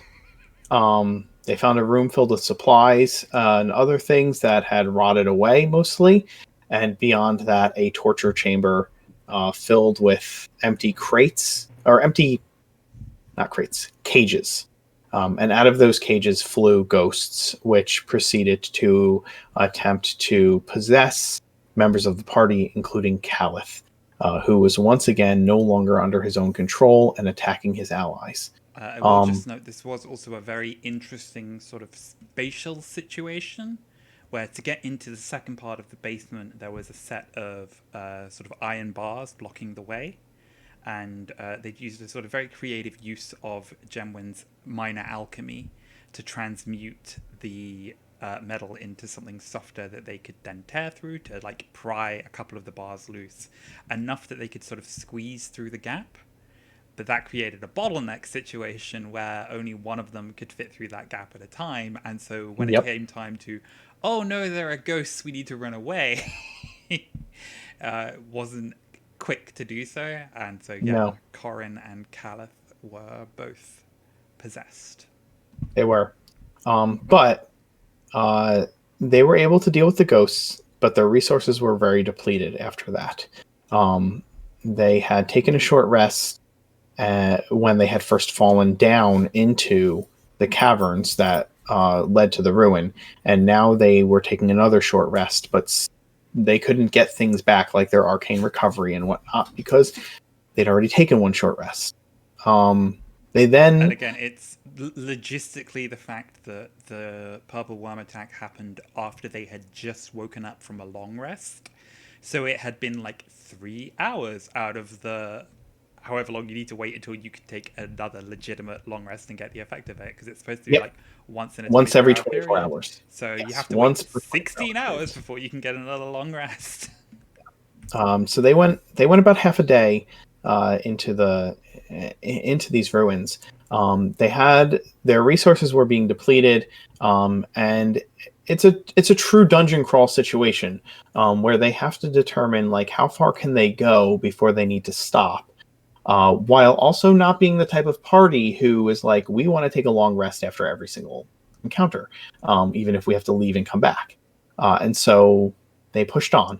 Especially because Ekmedenesi had discovered that in the next room was the entry hall to the actual ruins themselves, the original entry hall to the ruins, and uh, that he recognized from his own journeys the iconography of Enon Volkmar's necromancer following.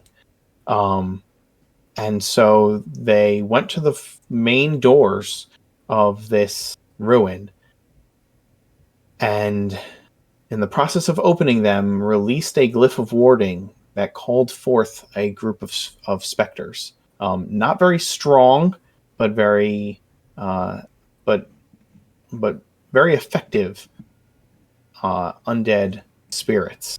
Um, Thanks to uh, uh, in the midst of doing that, Cricket got the door open, moved into the next room, and awoke four whites at the same time, turning two encounters into a single encounter.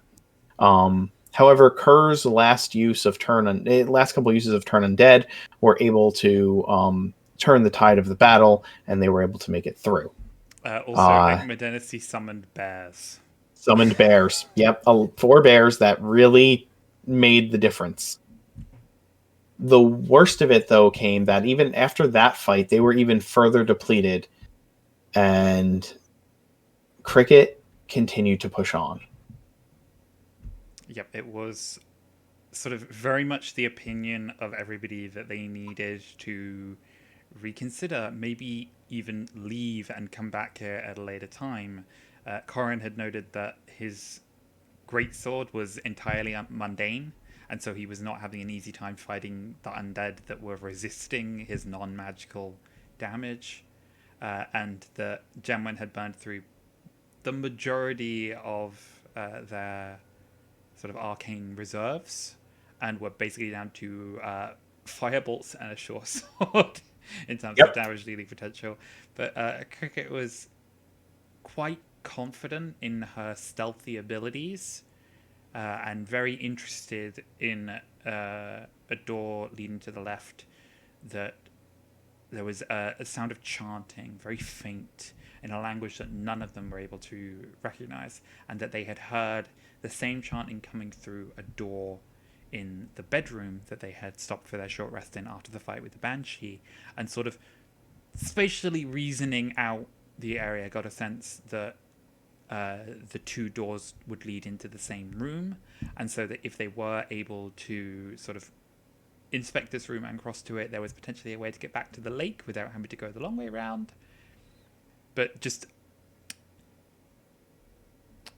curiosity killed the cat is literally the thing that's in my head right now. It's literally what happened. Cricket saw a warm red glow that was making these specters, these 27 specters that were chanting in the next room. Um, and she found the source of the red light was a large skull-shaped red glowing stone surrounded by arcane runes and symbols. And out of her curiosity, she touched the stone, which immediately sucked away a part of her life energy.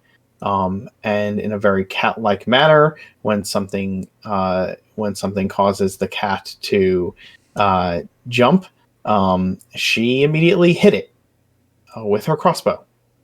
And all 27 specters stopped chanting and looked directly at her. And in her feline fury, she leveled another crossbow bolt at the stone and said, "Oh yeah, I'm going to push this off the table," and shot it with a second crossbow bolt. Logistically, it isn't quite as stupid as it sounds because prior to Cricket entering the room, Ekmedenesi had taken one of his bees and sent it into the room to scout out, and it had basically reported that the gemstone was present. And based on the spell components that they had found on the whites they'd killed, Gemwen and Ekmedenesi were theorizing that the gemstone was sort of a center of the spell that was keeping the undead on this plane, and so destroying it might banish them back to Shadowfell, Shoal, wherever the undead are supposed to be. So Cricket basically just darted into the room with the intention of going and destroying it, and just sort of overestimated how effective her crossbow was going to be. Yeah. The ghosts proceeded to act vehemently towards Cricket and flew through her space, slashing her with necrotic energy as they did. Corin rushed into the room and cried out for Cricket, causing half the ghosts in the room to refocus their attention upon him. And what ended up happening was a running battle in which Cricket died, overwhelmed by the specters, while Gemwin and Corin tried to get to her body, to make sure that she was truly dead, but to get her body out of the situation. While the rest of the party did everything in their power to create a safe way out for them away from the specters. Ekmedenesi unloading the last of his spells, which became incredibly effective at destroying or slowing the advance of the specters. And Gemwin and Corin got Cricket's body out. Corin utilizing his robe of many things to create a horse, which was able to ride to safety, and Gemwin just kind of plowing through the attacking specters in what ended up to be multiple strokes of luck as the specters continue to miss him as they passed by, and jumping through a broken grate in the floor of the murder dungeon, they were able to escape back to the lake, where they laid Cricket's body down on the ground and discovered that she was really and truly gone, and that none of them had the power to bring her back. Yep, Kerr was able to use one of the last of his spell slots to use a ceremony to cast a funeral rite to essentially protect her body from being raised as an undead, which, considering that she touched a crystal being used by a necromancer, is not entirely something that couldn't happen, I suppose. So that was probably a good move. But yeah, It was definitely a smart move.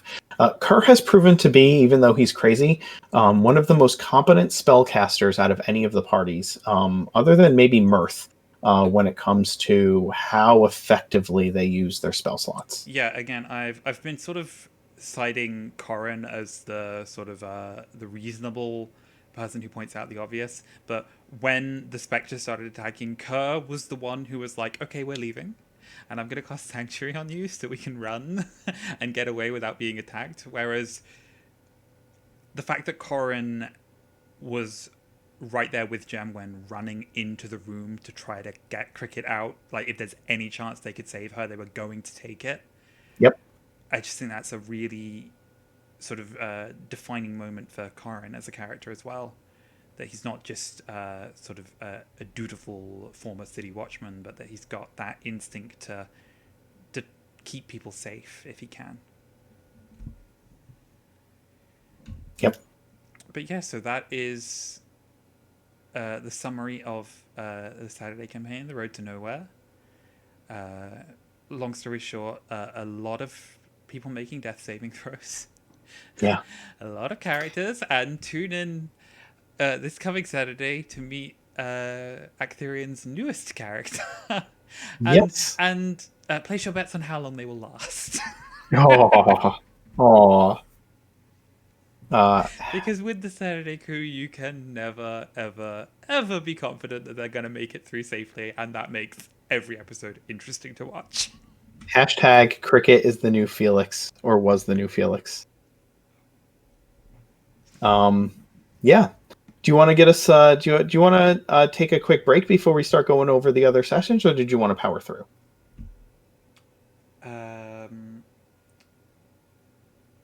It's Again, been almost 2 hours. we could take a break if you want. I don't know if I can actually put it onto a. I could just use a glass of water. I don't know about you. Uh, Okay, if you want to go, I'll just stay. I'll answer questions in chat for a bit because, like I said, I can't switch it onto a be right back screen because I don't have Streamlabs set up Understood. particularly well yet. So Yeah, we can work on that. But yeah, hang out with chat. I'll be right back, chat. See you in a moment.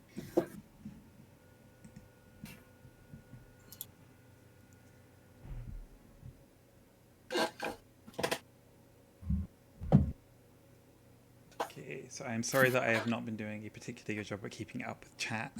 I've been trying to sort of keep an eye on things, keep watch, but hope you are all enjoying the uh, summary for the Saturday game so far. Like I said, it's been helpful having Mark here because he's actually been present for the entire campaign, and so can fill in stuff that I wasn't there for, or confirm details for me when I get stuff wrong. Again, I've been designated the lore keeper of Oridon, but a lot of it is just the fact that my brain remembers weird details for no reason that I can understand.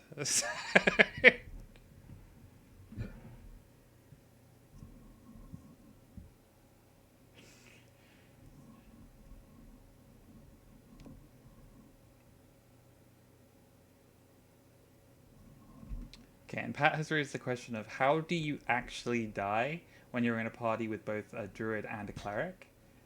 And I completely agree with the answer that he proposed immediately afterwards of when you get yourself into a situation where you are literally going to take 15 attacks in a row and that you're fighting enemies that, when they hit, also force you to make a Constitution saving throw to lower your hit point maximum. So there's two separate ways they can kill you. And when you do that, on top of the fact that your party have made it readily clear to you that they have expended most of their high level spell slots already. Just a number of factors in play. And it is really just especially painful that after everything went down, that Chris sort of realized, like, oh, I could have used beeline agility. I should have just dashed and got out of there. And so, sliding doors, if things had gone slightly differently, Cricket would still be with us. But I think it's going to be interesting to see whether the party have that desire to find a way to bring Cricket back. Because I think with Gemwin in particular, that friendship formed so quickly and so very intensely that I think Gemwin would definitely have that desire, but it's whether the rest of the party would feel a sense of obligation to Cricket as well. And as Chris also pointed out when the point was raised, whether Cricket would even want to come back, or whether she would be like, well, I'm in heaven, so everything's awesome.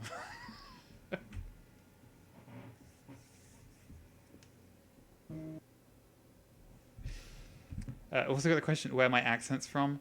I'm from the UK, but I watch a lot of American media and my accent just blends.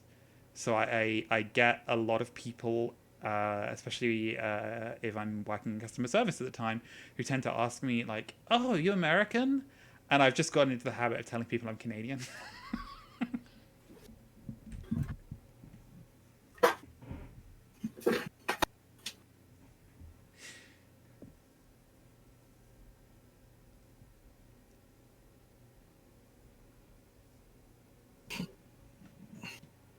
I have returned. Okay, so going through the rest of the games in order, I'm going to start with Monday's game, A Company of Fools. And so picking up from where we left off last time, the party had just attended a meeting. I believe that they had just finished their meeting with Lord Dolan at the university to discuss the terms on which the Legion would interact with House Dolan in their continued search for allies within the city in the great game of agrarian politics. So the following day after that appointment, they were invited for a breakfast banquet aboard the ship, the flagship of Lord Weston, who is a character played by Stephen, and so within 3 seconds of the character appearing on screen, I was calling for his blood. It's absolutely true. Yep. He is a really well put together character in that he represents everything that we know about the city of Grover, in terms of being very conservative and chauvinistic, very much trying to uphold the patriarchal values of the sort of merchant republic, and so was just racist towards Gaz because he's a half orc, and sexist towards Sparks because she's a woman, and just generally unpleasant to be around. And then, shortly into the meeting, received word that a cousin of his had been assassinated, and was very aghast and said that he needed to excuse himself and consult with his officers. And Preacher was the one to point out because, as we sort of mentioned last time, Preacher is from Grover and the one in the party the most sort of aware of the game and how it operates. Essentially, went, that reaction was staged, which means he might be the one who ordered the assassination, and he might also be the one who sent the assassin against Commander Gaz during the meeting that we organized when we arranged for representatives of all the houses to come and speak to the officers of the Legion, and this might all be one big ploy for power. Yep, that is exactly the conclusion that Preacher came to. They soon found out that the ploy was far worse.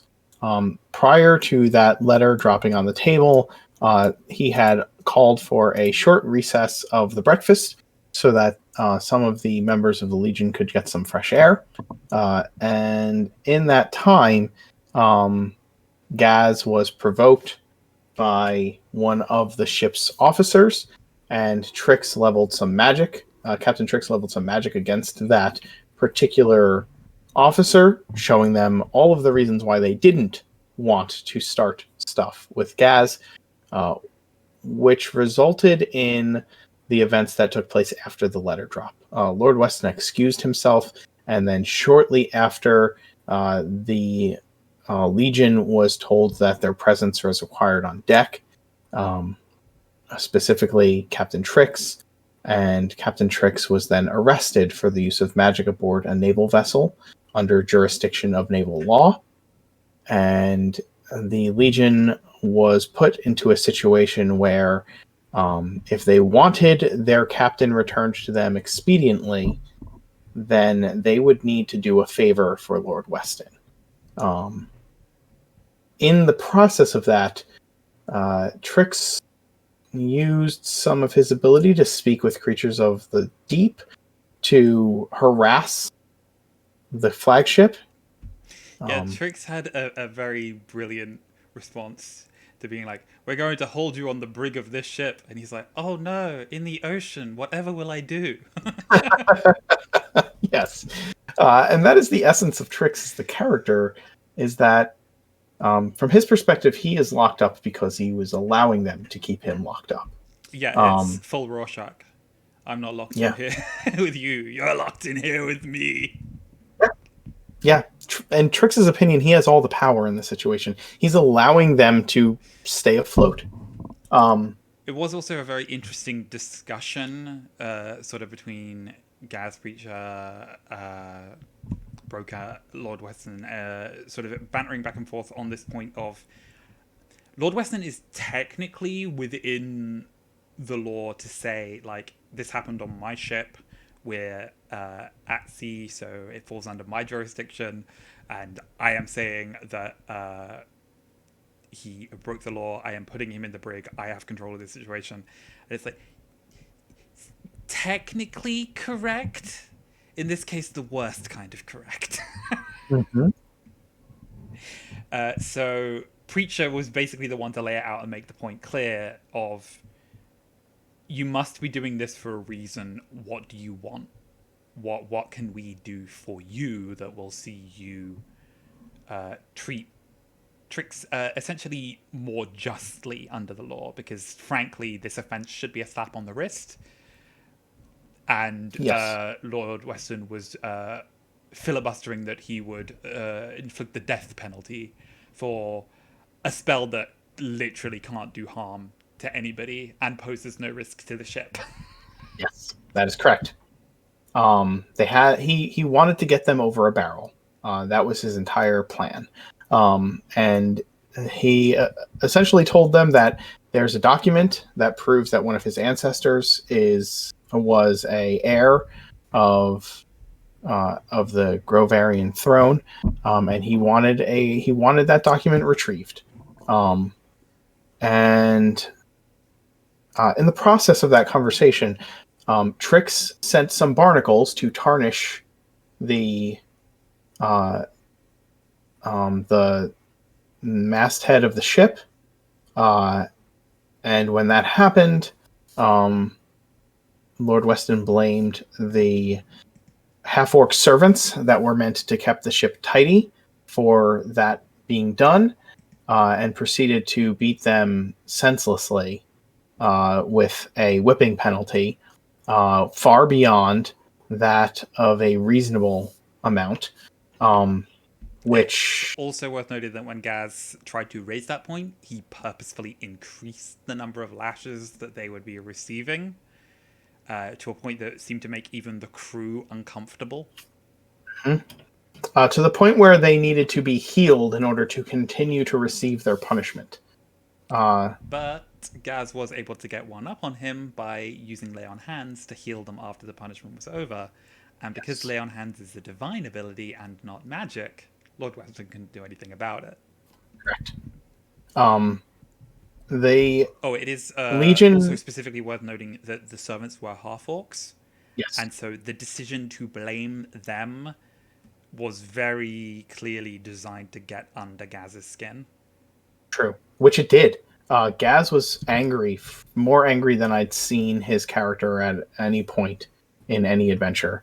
Um, but Preacher was able to have a moment of conversation with Gaz and talk him down. Like, genuinely, every member of the party walked away from the ship angry, except Trix, who didn't get to leave the ship and was instead just sat in the brig, just carefully plotting, like, I'm going to turn everybody against him, and then I'm going to sink this entire ship. Yes, that's Trick's entire plan. I am going to proselytize about the lurker of the dreamer in the deep until every member aboard this ship is one of my warlocks. Uh, But before they did leave, the officers went down to see Trix while he was in the brig. mhm. And Gaz just sort of expressed his irritation that they had ended up in this situation and sort of made it clear, I don't like that we're being told we need to go find this document, but I'm not leaving you in here. In part because it's bullshit, and in part because I don't trust you to not do something stupid while you're in here. And Sparks, taking advantage of her hat of disguise, was able to whisper without moving the lips of her illusion to Trix and basically just asked him, do you want me to come and get you on our submersible that they will not know about? And Trix was like, again, just, I'm in here because I want to be. Yep. Like, I mean, he had picked the locks on his cuffs and then just handed them over to the guards, and was just asking very leading questions about how confident are you that your god would intervene if, say, this ship was hit by a terrible storm that drove it beneath the waves? Yeah, and he just keeps, even into the next episode, he keeps doing the same thing, just having those remarks that make it very clear that he is the one who is in charge of the situation that he is in. And logistically, I quite like the fact that Sparks sort of made it clear, like, we need a way to stay in touch with you. We need to organize some kind of signal, some kind of way that we can contact you and keep you in the loop. Because if Lord Weston makes a move to actually bring you to trial, and we decide that we don't want that to happen, we need to let you know, like, what the escape is going to be. Yes, and they do. They have a way to communicate through his mini locks. Then Broker and Sparks had a quite interesting conversation as they left the ship. Again, everyone was quite rattled from being around Lord Weston, and Broker just sort of opened up to Sparks, in part just making it clear that she was valued and appreciated as an officer of the Legion, and that Lord Weston's snide comments about her being a woman were like sexist bullshit, and that none of them believed it. But Broker also sort of showed some self-doubt about being appointed lieutenant commander, that he was genuinely like, Sparks, I think you should have that position because your skill set is more useful to the Legion. Like, my thing, all I do is get information. And Sparks was just like, one, I have social anxiety, I can barely handle being a captain. Yep. Two, your skill set is a lot more useful than you think it is, and that obtaining information is one of the things we need to be doing right now, because if we can get leverage over Lord Weston, he has to let Trix go. They were also met on the docks by Nesta Falco, and were just not in the mood. No. Nope. So it was very much a no comment. Yeah, it was a go talk to, if you want to find out what happened aboard the ship, go talk to them. That was kind of how they left it. But yeah, at that point, Preacher did compliment Gaz for his restraint and for the fact that he is making leaps and bounds in terms of interacting with the nobles of Grover. Like, he's getting better at not just like, here are my cards, I'm putting them on the table for you. Instead, like, well, maybe I'll just tell you what's relevant.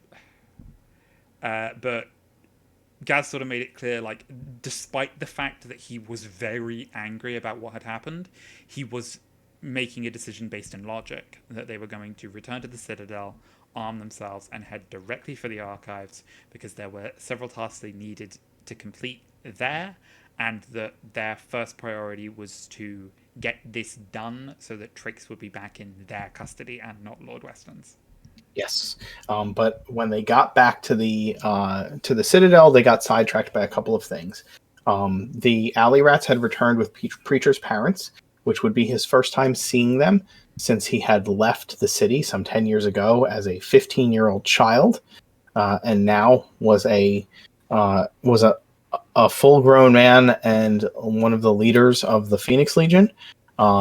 And he got to have a few moments of connecting with his parents. Also, one of the soldiers ran up from far beneath the Citadel to reveal that the staff that had been found in a secret chamber in the hidden bay underneath the Citadel had begun to pulse with power, and needed to be addressed by somebody more important than a mere soldier. And also, and actually, I think that's where we had left it off with pressing matters. I think also Lieutenant Lukash's troops were on their way back from the Hall of Records with many of the documents that the Legion had requested, which made it necessary for a second trip to be taken back to the Hall of Records. Yep, and then the last most pressing piece of information that they received was, you remember that staff that we found down at the bottom of the citadel. Um, it's glowing, and we don't know why. Please help." And so Preacher and Sparks went down as a duo, and I love the conversation that they sort of had on the way down, where Sparks sort of looked at Preacher and went, "You can cast Dispel Magic, right?" And Preacher's like, yeah, up to a certain level, yes. If it's higher than that, then it's a gamble, but I can't exactly do nothing, so let's hope."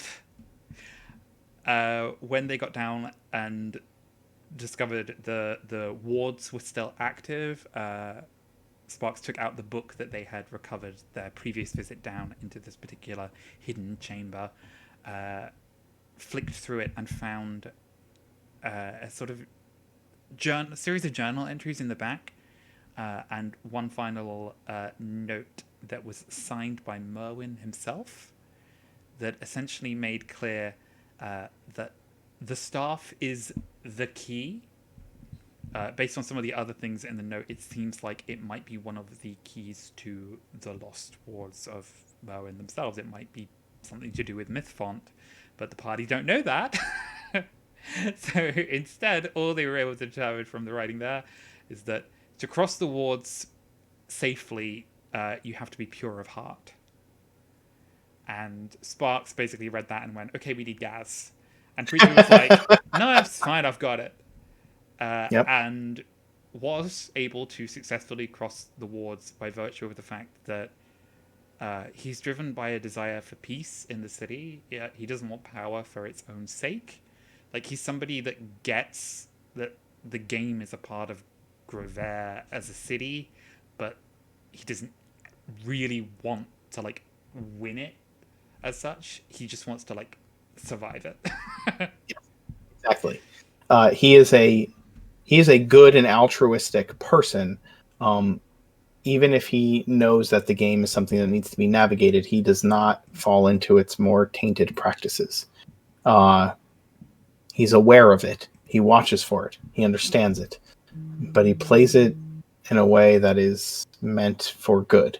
And it was an interesting moment of realizing the dichotomy, the contrast of who Preacher is compared to who the noble houses are.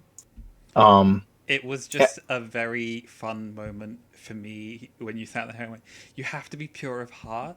And it's like the contrast of characters that would look at that and go, "Yeah, I'm definitely that," and clearly not be. And the kind of characters like Angus who would be like, "Somebody else do it, because I'm no." And the Preacher, again, in that way where it's like, it wasn't arrogance on his part. It was, "I am willing to risk myself to get this thing because we need to deal with it for the safety of everyone." And once he had obtained the staff, basically just immediately passed it to Sparks so that yep. she could cast Identify on it. And then the pair of them sat there and went, "It's a stick with a diamond on it. It's it's not magical at all. What No, is this arcane thing?" focus, but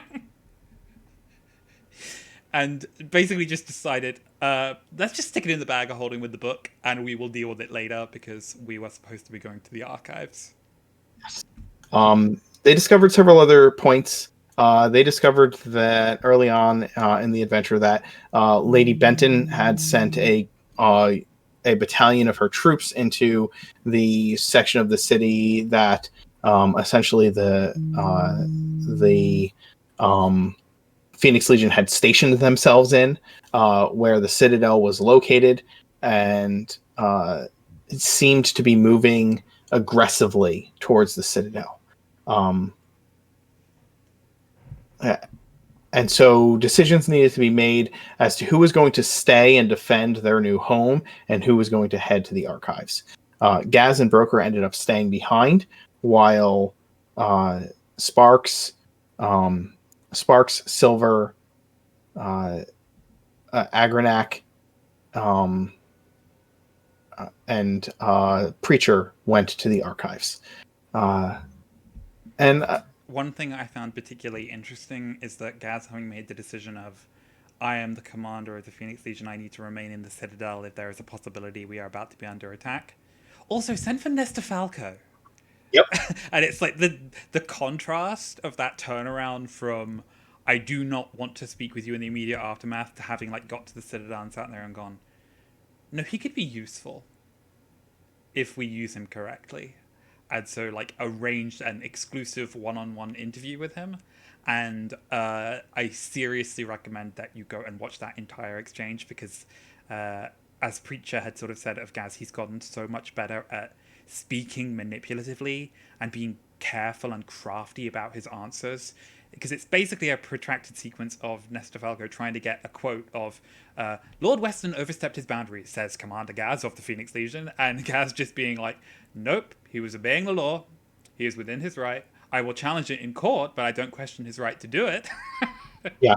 Uh, it, it it was a great exchange between the two characters. I enjoy playing Nestor. I enjoy putting the screws to the party in a way that's uh, not necessarily a somebody setting them up for a fall in the way that Weston would, but and also not like putting them in a dangerous situation. Just putting them in a position where they know that if they're not careful about what they say, it will be used against them in a way that everybody will know about it.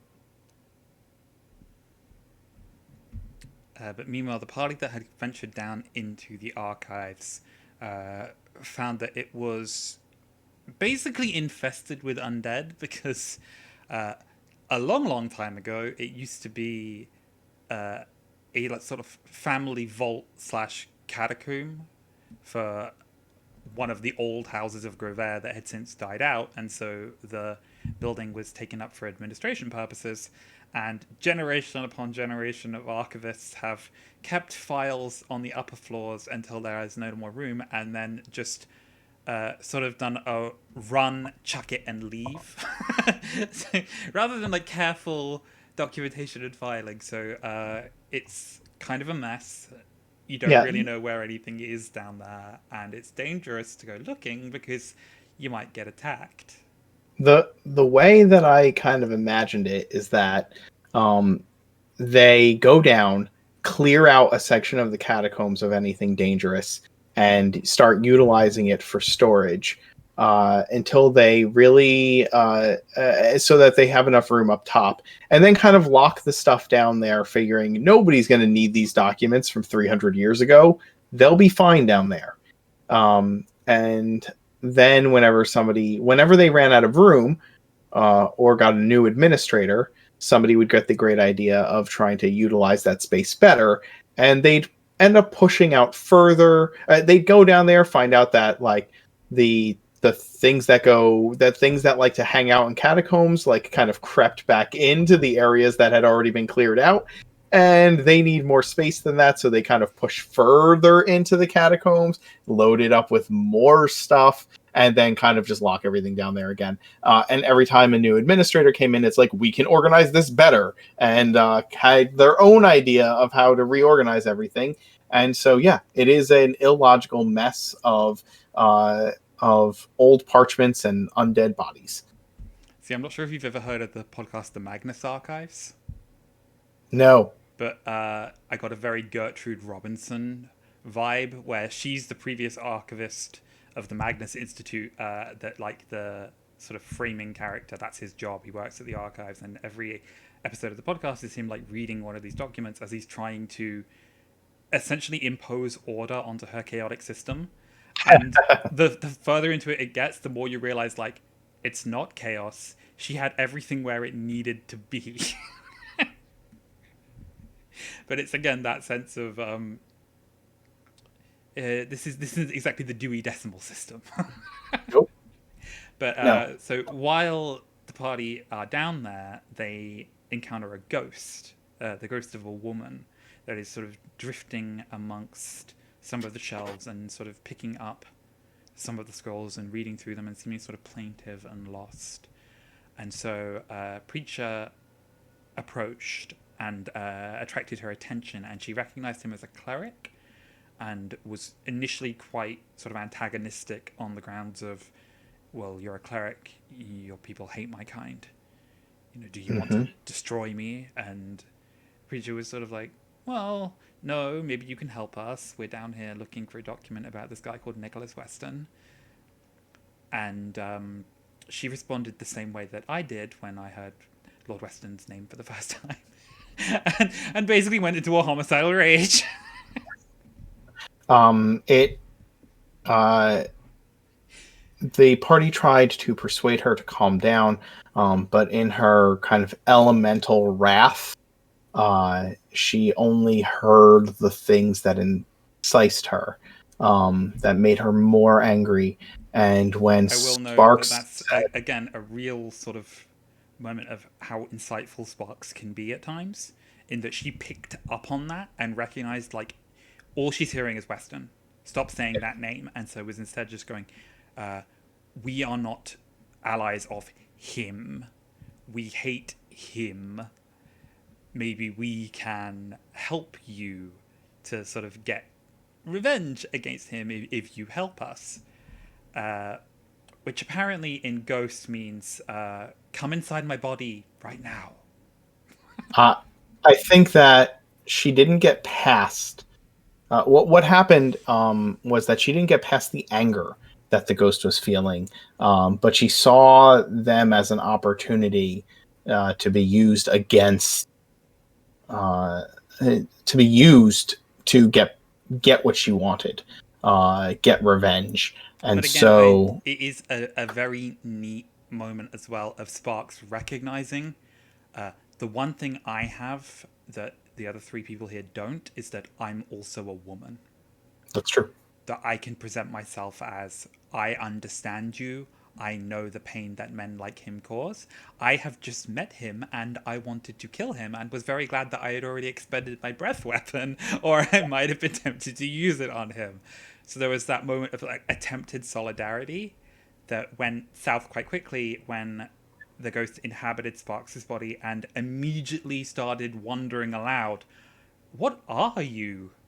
Why do you have claws? Why do you have scales?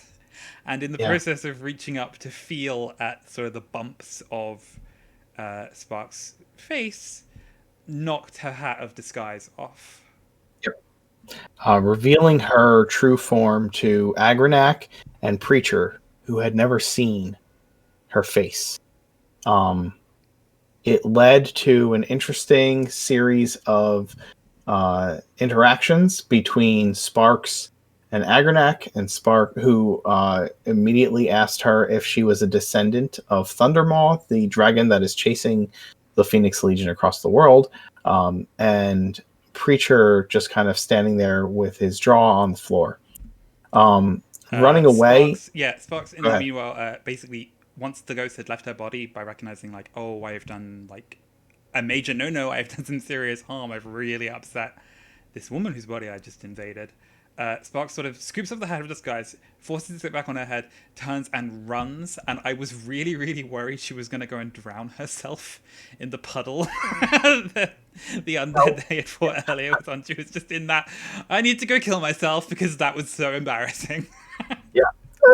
Luckily, she decided that I just need to hide from the world because that was so embarrassing. And there was a really great interaction between her and Silver, who have been longtime friends within the Phoenix Legion. And Silver was able to kind of draw her out and say, "You have a duty to do right now. You could be afraid of having been seen later, but right now we need you."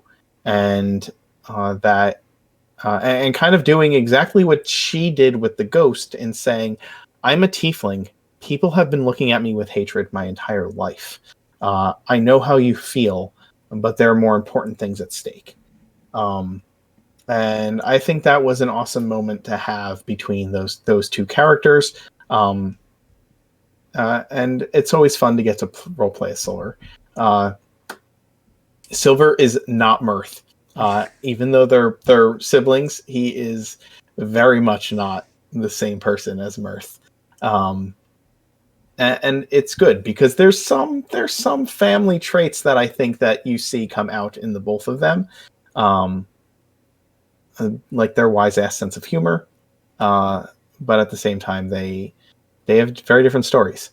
I will note there was a moment in the fight beforehand with the undead that they encountered in sort of the first chamber they entered that really made me laugh because it's how well Silver and Sparks work as a duo, and that's that Sparks took a shot and then like ducked back into an alcove and was like hiding in the shadows, and Silver did like the same thing, and so I just imagine him like trying to go into that alcove and Sparks just being like, "No, this one's mine," and just pushing him across the wall to go hide in the one directly opposite.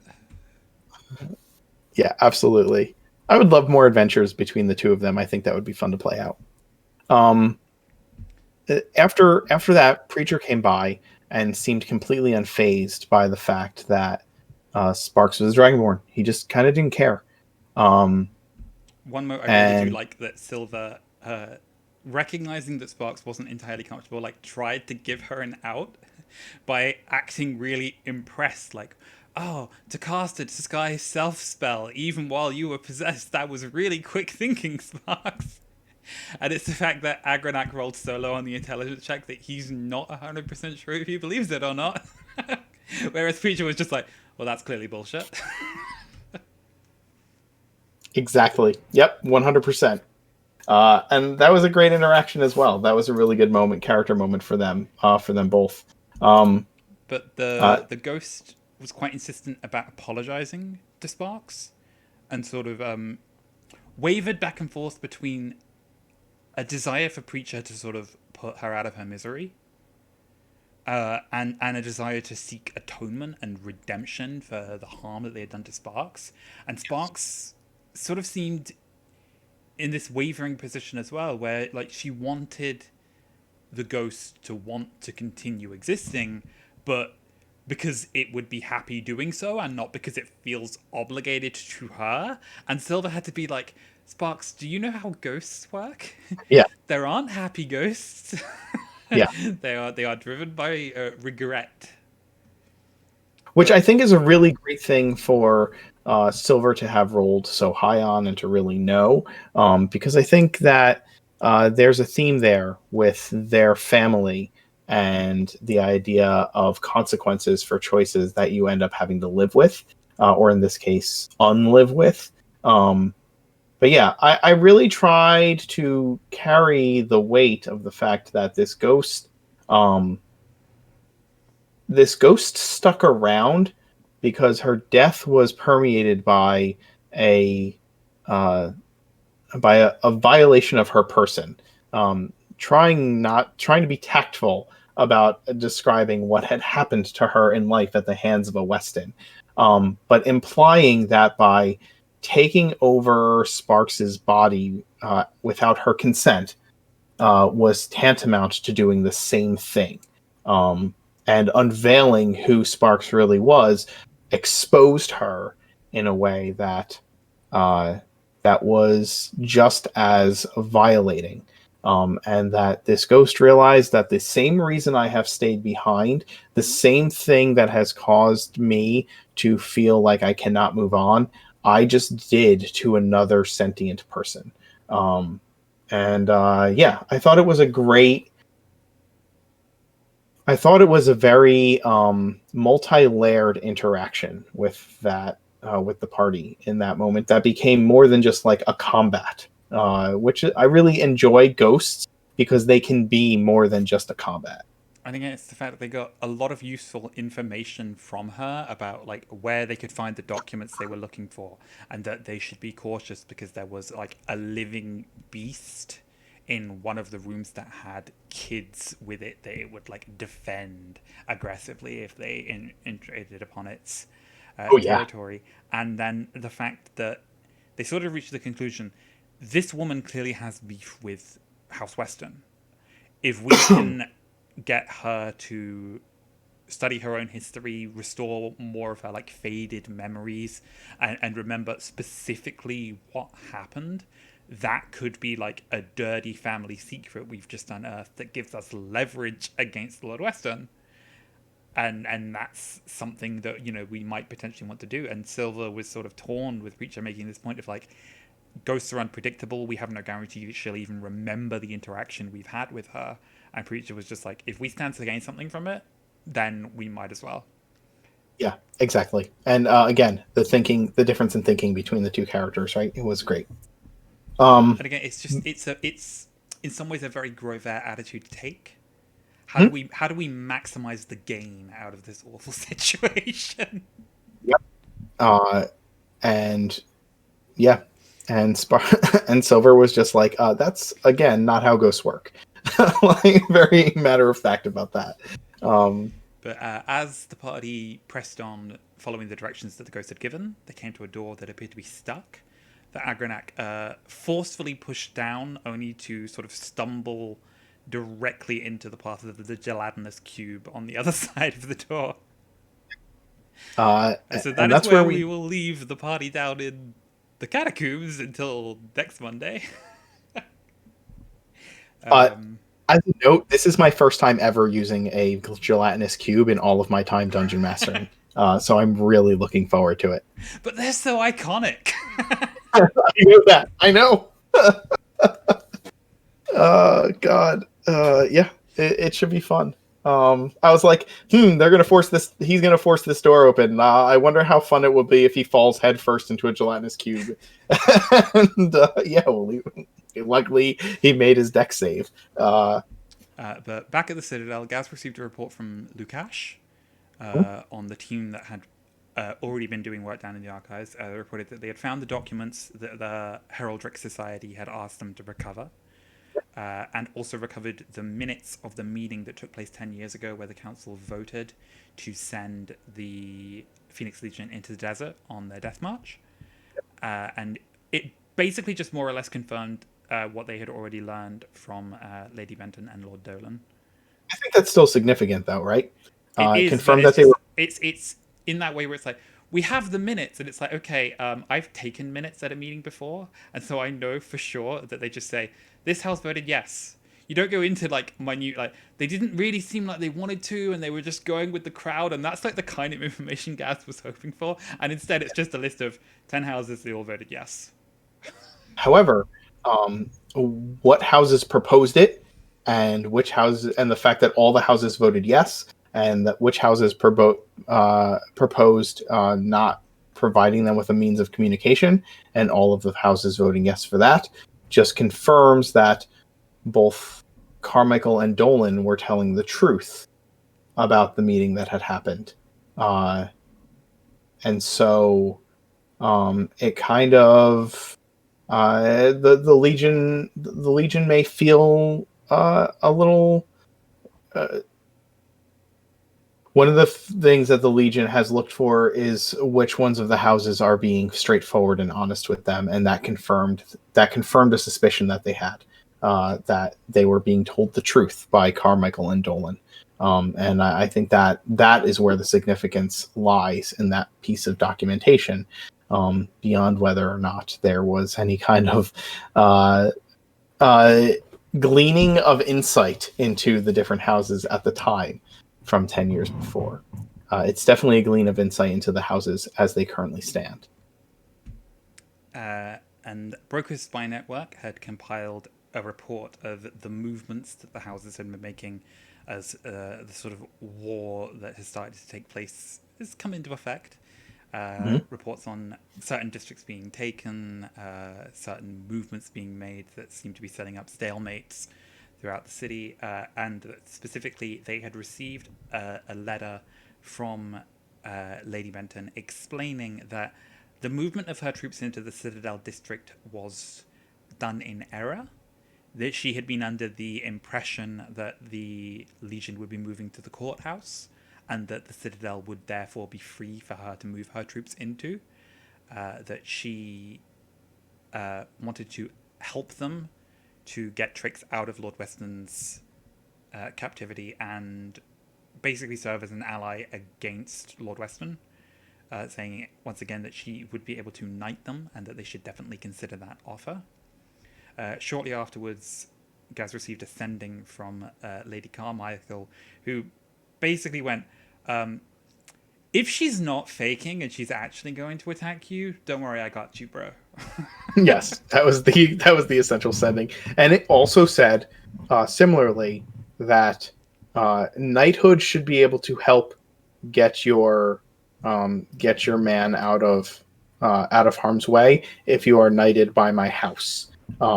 And so they have received multiple offers of knightship with particular houses, but I believe the Legion is holding out to make sure that they can be um, unaligned knights, unbeholden to any of the particular houses.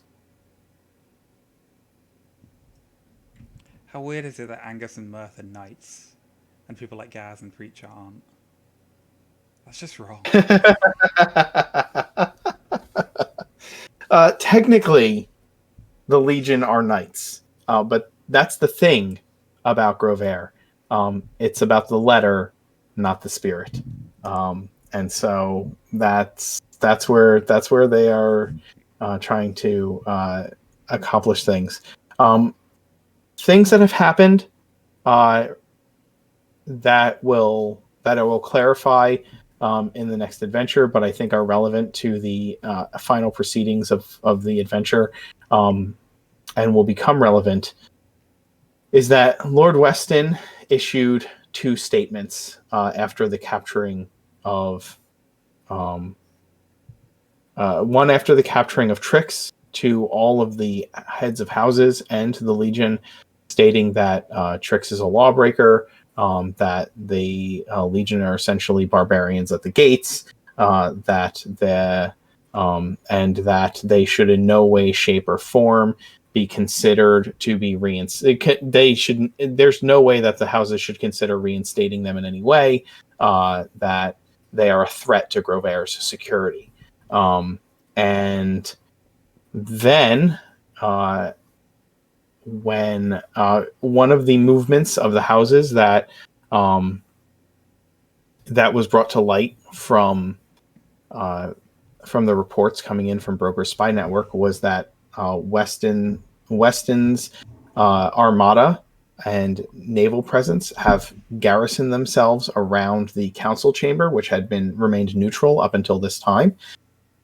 And shortly after, Lord Weston issued a proclamation that he has garrisoned his men around the council chamber due to the numerous assassination attempts and the dangers presented by various unknown parties within the city, and that all council meetings should be postponed until these assassinations are brought under control. Um, Essentially trying to make it uh, so that the council cannot meet until Weston says it's safe. David, I hate to be the bearer of bad news, but I actually have to. It is okay. I I have did to know that you said you needed to go, so I will try to blitz through the rest on my own and get through them. Rika, thank you for being here. I It's was really always glad good to to have go. someone to talk to rather than just rambling to myself. Absolutely, absolutely, and I wish I could stay, but unfortunately, I have to be going. I will see everybody tomorrow at 1 o'clock for Help Wanted. Enjoy the rest of the stream, and uh, I can't wait to come back. So I'll see you soon, David. Bye, everybody. Bye.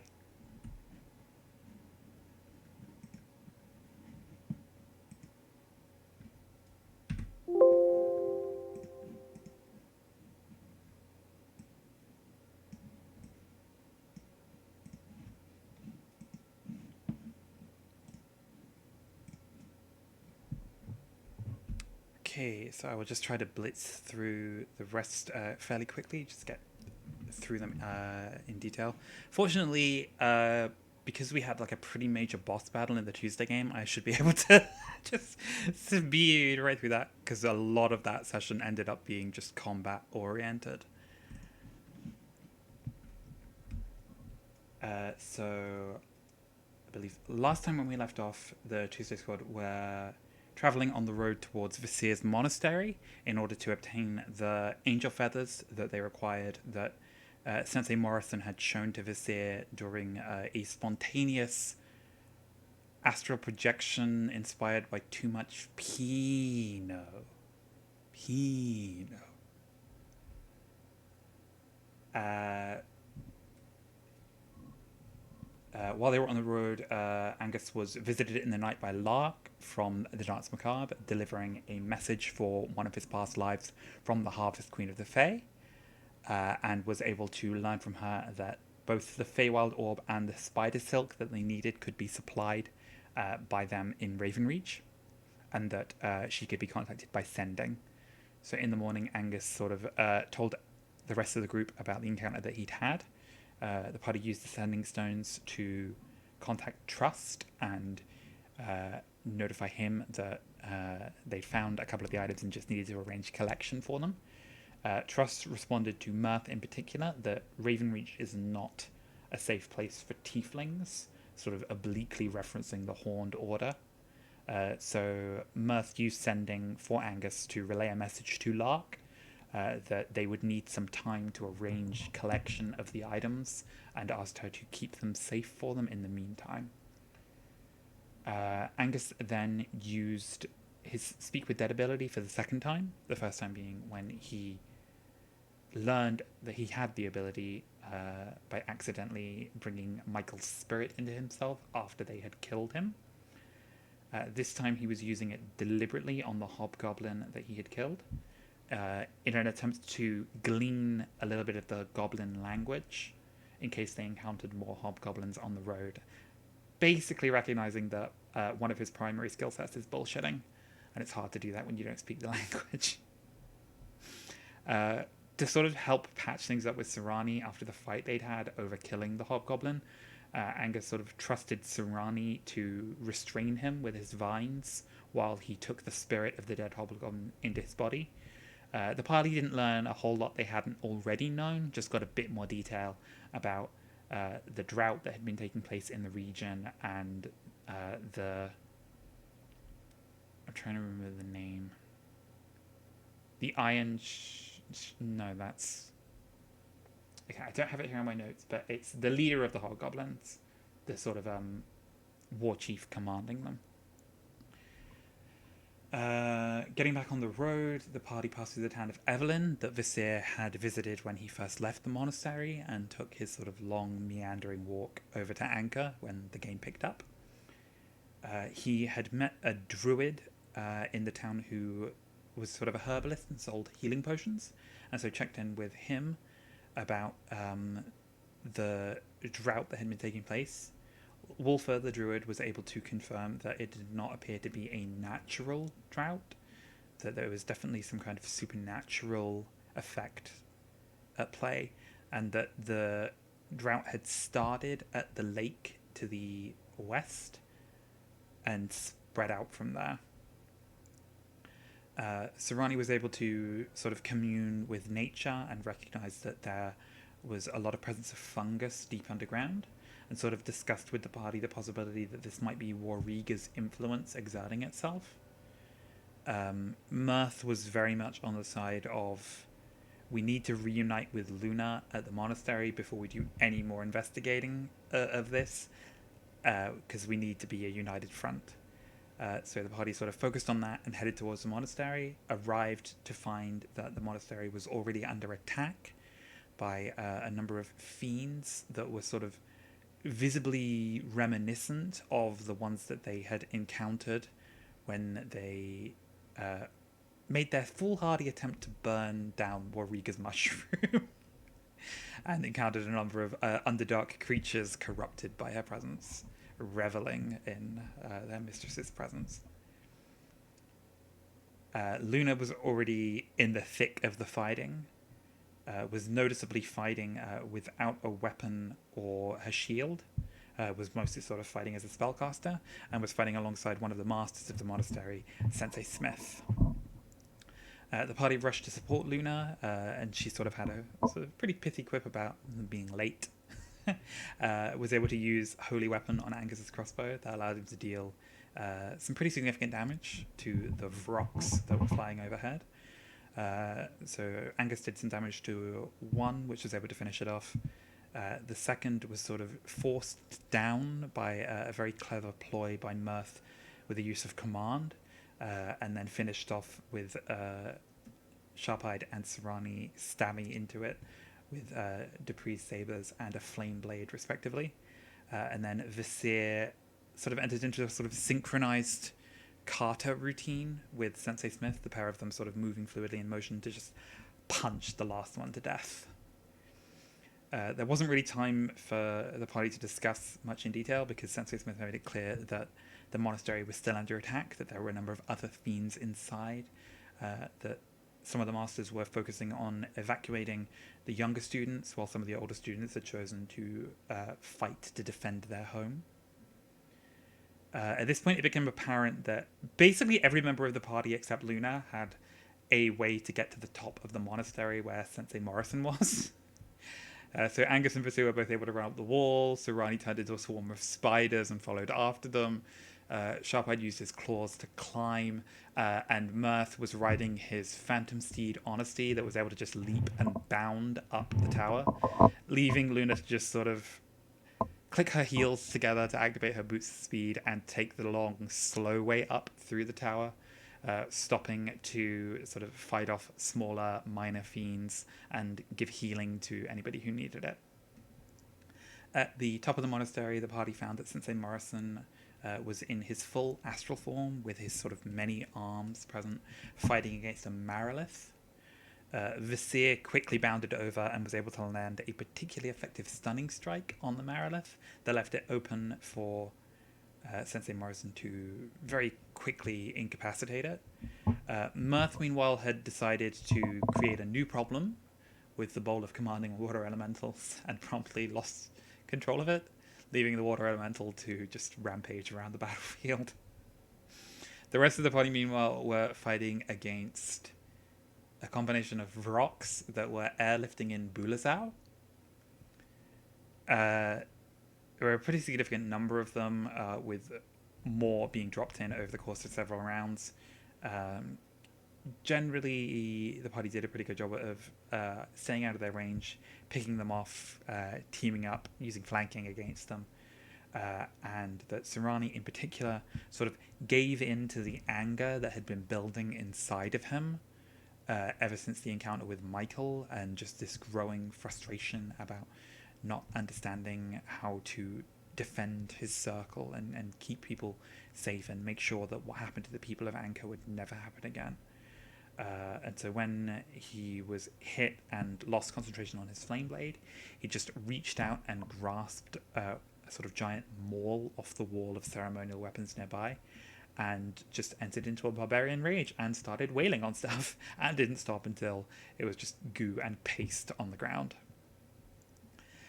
In the aftermath of the battle, some of the urns housing the ashes of old masters of the monastery had been cracked and broken. So Sensei Morrison took the time to scoop up the ashes and sort of returned to the vessel as best he could, and then went over and showed the 2 angel feathers in the chest of sacred items to Visir, and used some guiding questions to let Visir sort of reach the conclusion that the angel that had given these feathers had been an angel working for Vidian, which meant that the party only needed 1 of the feathers because the ritual requires a feather from an angel aligned with each of the 8 gods of the pantheon. Unfortunately, Mirth also has a pretty significant interest in Vidian, and so rather than returning the other feather to the box for safekeeping, basically just pocketed it. The party sort of gathered together and started to make their way down the monastery tower again. Sensei Morrison explained that the attack had come from overhead, and that the demons had sort of poured down into the building looking for where the feathers were, not really knowing where they would be hidden. That the second from the top floor was full of shrines dedicated to each of the different ways of monkness that were taught at the monastery, several of which had been badly desecrated, and on the window of the room there was a demonic sigil in abyssal that had been drawn. Mirth took the time to ritual cast comprehend languages, and was able to recognize that it was the symbol representing the demon lord of domination, and that demon's name is Zakamon. On the next lowest floor, the party found the signs of the first sort of defense that had been mounted. Vizier explained that this was the floor where students completed their training in their last few years at the monastery, so it was where most of the older students would have been. There were several wounded and a couple dead. Vizier moved to help with the cleanup and uncovered the body of Master Crow, who was the Kenku, I believe, Way of the Shadow monk. May need to double check that. But found that not only had he been killed, but he had been decapitated, rendering any chance of resurrecting him remarkably slim.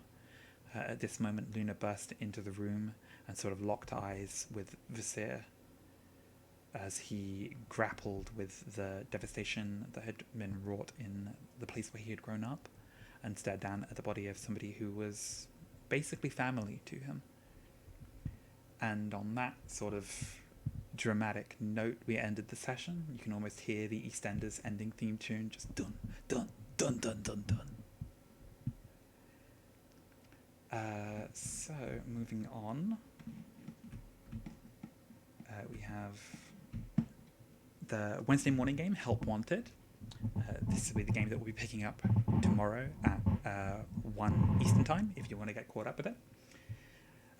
Last time that we checked in with Help Wanted, Wilhelmina had just entered the Hobgoblin war camp under the guise of still being a scout for the Redember army.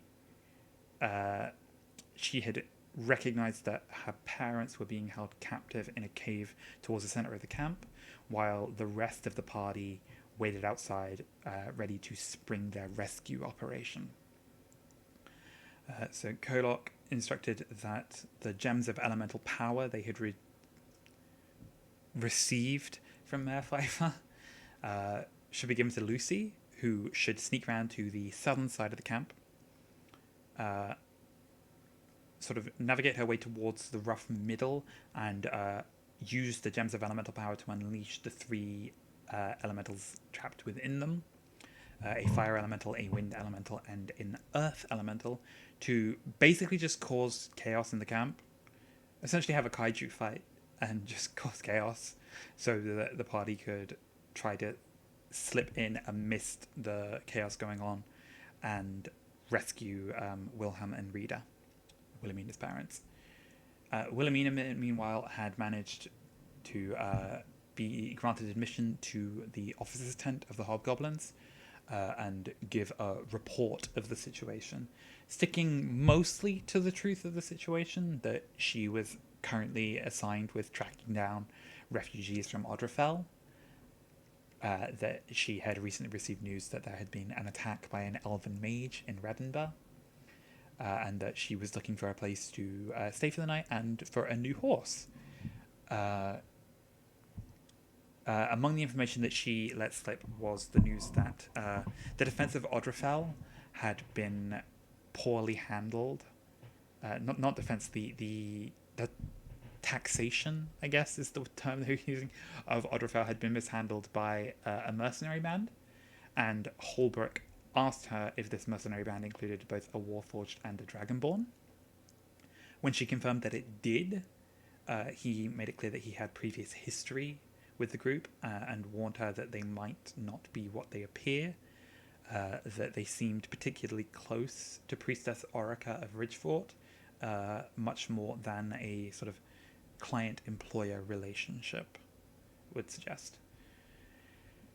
Wilhelmina then asked for her mother to be released from the cage under the guise that she needed the advice of the woman who ran the ranch on which horse to purchase as a spare mount, and then was able to communicate with her mother in Halfling while maintaining a guise of being very irritated and affronted and annoyed with this Halfling woman, but was able to explain to her that she was there with a group that were planning a rescue, that they were going to get them to safety, and sort of while picking out a horse to purchase, essentially prepared it so that Rita would be able to mount up and escape alongside her. Once everything was prepped and ready, she used a telepathic word with Lucy to sort of give the go for the plan. Lucy used a shatter spell to destroy all 3 of the elemental gems at once from a distance, unleashing them enough in range of each other that they wouldn't immediately fight one another and instead just swarm into the camp and cause commotion. Lucy then used a thunderstep to teleport into the cage holding Wilhelm, scooped him up and thunderstepped away again, waiting just long enough that the hobgoblins who were attempting to open the cage to get to her were caught in the blast. Meanwhile, the party had sort of moved into the camp to essentially try to secure a line of retreat for Lucy.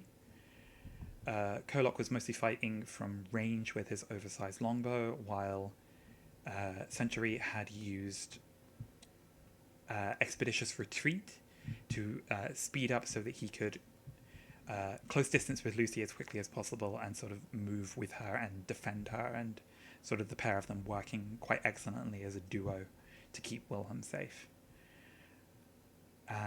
Talus, meanwhile, had come to the conclusion that he needed to seek out War Captain Holbrook and get some revenge for the party's previous encounter with him in Ridgefort, and had therefore given Jenny the skeleton the skull bomb that the party had gifted to him, and moved in a sort of defensive formation along with his other 3 skeletons, heading directly towards the center of camp to challenge War Captain Holbrook. This did not go as well as it could have. While Jenny was able to sort of sacrifice herself to set off the skull bomb and deal a pretty significant amount of fiery damage to the hobgoblin, and Talus was able to follow that up with a casting of heat metal that just did further damage, despite the disadvantage on his attack rolls from having heat metal cast on him. Holbrook just rolled like a god, basically, and used 3 quick, neat, precise attacks that cut Talus down. The 3 remaining skeletons moved in to defend their downed master, while Lucy and Century managed to make a retreat to Kolok, and Wilhelmina and Rita had ridden to the far side of camp and reunited with Ty at the cart. Lucy and Wilhelmina checked in with one another telepathically, basically recognized that they had successfully made it out, but that the party had lost track of Talus, and a combination of Century hearing the explosion of the bomb going off and then sending Owl to scout overhead let them know that Talus had got himself into a pretty tough situation. So Wilhelmina gave her short sword to her mother and asked her to stay with Hannah and Finn to keep them safe, while she and Ty rode the cart back into camp to essentially be the getaway drivers in this clusterfuck that they had gotten themselves into. Kolok and Century and Lucy rushed to defend Talus. Kolok was able to engage and distract Holbrook, while Century used a potion of healing on Talus to bring him back up and get him back into the fray, which was definitely useful because the platoon of troops that surrounded Kolok under Holbrook's orders managed to cut him down even in the midst of his rage. And so having Talus up meant that he was able to use healing magic to bring Kolok back from the brink.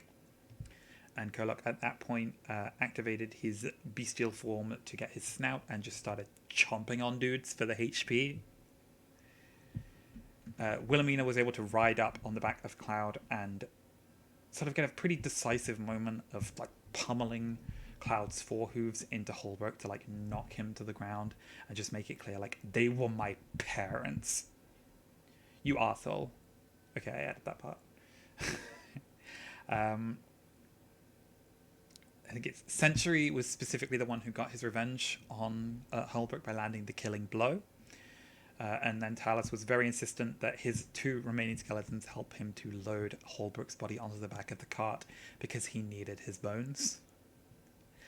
As the last of the elementals were finally sort of brought down by the hobgoblin forces, they sort of recognized the attack that had happened on their commander and started to charge towards them. Lucy was able to buy time with a casting of Tidal Wave, and the group sort of piled into the cart and sprinted off to reunite with Wilhelmina's family and sort of piled them into the back of the cart as well, and begin a chase sequence as they attempted to escape into the night while pursued by 15 warg riders. They definitely had the advantage of speed, with their mounts being both superior in breed, better trained, and under better control by riders who knew what they were doing. So the goal was basically to make up as much ground as possible so that Wilhelmina could use her Pass Without Trace spell to sort of bring a cloud of darkness and silence around them and allow them to slip away into the night unseen. When they eventually succeeded at this, the only casualties were Ashurbanipal and Mjolnir, the skeletons, who unfortunately tumbled off the back of the cart when they were struck. Talos was able to give one final command to them, asking them to head to the place where they had buried the owl bears, in the hope that that command would sort of lodge in the undead's minds even after the spell that had risen them broke, and that he would be able to reunite with them at a later time. Rita had a sort of quite tender moment with Wilhelmina as they bedded down and camped for the night, basically recognizing that in a lot of ways Wilhelmina was very much like her. Wilhelmina was very apologetic that they had sort of raided her mother's old adventuring gear, but that they had made good use of it during the rescue mission. And Rita essentially made it clear that she'd come to the decision that it would be of much more use to the party than hanging in a cave, not seeing any active use. Rita was a little bit less pleasant when Century and Korlock brought up the notion of whether they would be paid for their rescue, but essentially looked through the funds that she had left over and paid them a total of 6,000 gold pieces, 5,000 for the rescue effort, and then 1,000, enough to buy 2 500 gold piece diamonds, so that Talos could make good on the promise he had made to cast Resurrection on Wilhelmina's brother Corbin and his wife, who had been killed when their farm was burned down in a hobgoblin raid. Ty made the decision to depart, which is partly in character because he's very much seeking meaning, but mostly because John had to go back to work and so couldn't stick with the character anymore. But Korlock made it clear that Ty would always be welcome to return if he ever wanted to return to being a member of Korlock's Crushers. So there were some tearful reunions all around. Everybody saying sort of quiet, a moment of goodbye to the monk as he set off to escort the Farbrick family as they made their way to stay with Wilhelmina's other brother in the city of Riverdam Raft. Wilhelmina then sort of took a moment to grouse that the party hadn't filled her in, that they had previously encountered War Captain Holbrook, that they had beef and history there, that, you know, it might have been useful for her to know that going in instead of almost blowing her cover. Korlock sort of recognized the point and gave a full rundown of the party's history up to that point. The fact that they had been working for Priestess Orica and that they were currently in Redinburgh because they were seeking to recover the spear of Morrigan that had been stolen by the Hobgoblin raiding forces. Wilhelmina made the point that the party's plan to acquire allies to help them lay siege to Redinburgh was potentially closing off another option available to them, and that was that Captain Zerket, while dubious about the Crushers' loyalty as mercenaries, did still seem to trust Wilhelmina, and that if she did not return to Redinburgh and make a report soon, that bridge was going to burn, and they would lose any potential value that they might have from maintaining that relationship. So essentially the party settled on the idea that they would return to Redinburgh so that Wilhelmina could make a report, incorporating some of the details she had learned from Rita because her mother had overheard some of the discussion going on in the Hobgoblin war tent while she was being held captive. That specifically, it looked like the Hobgoblins were about to break from their alliance with Redinburgh and were possibly even going to launch a siege of the city itself. So it was possible that they were going to be able to navigate themselves into a position where two of their enemies would be fighting against one another. Amongst the loot that Rita had also given to the party, Kolok specifically asked for the decanter of endless water, so that they would have that option open to them to keep the promise they made to the river troll to find a way to restore water to the dried up lake.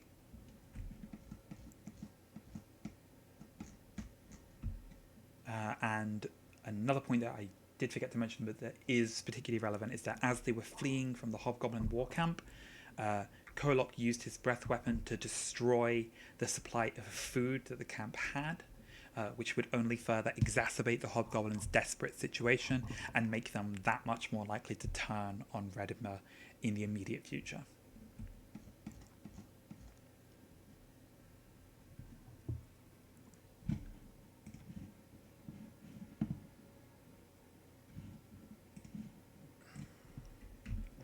Okay. Wednesday evening game, the Dance Macabre.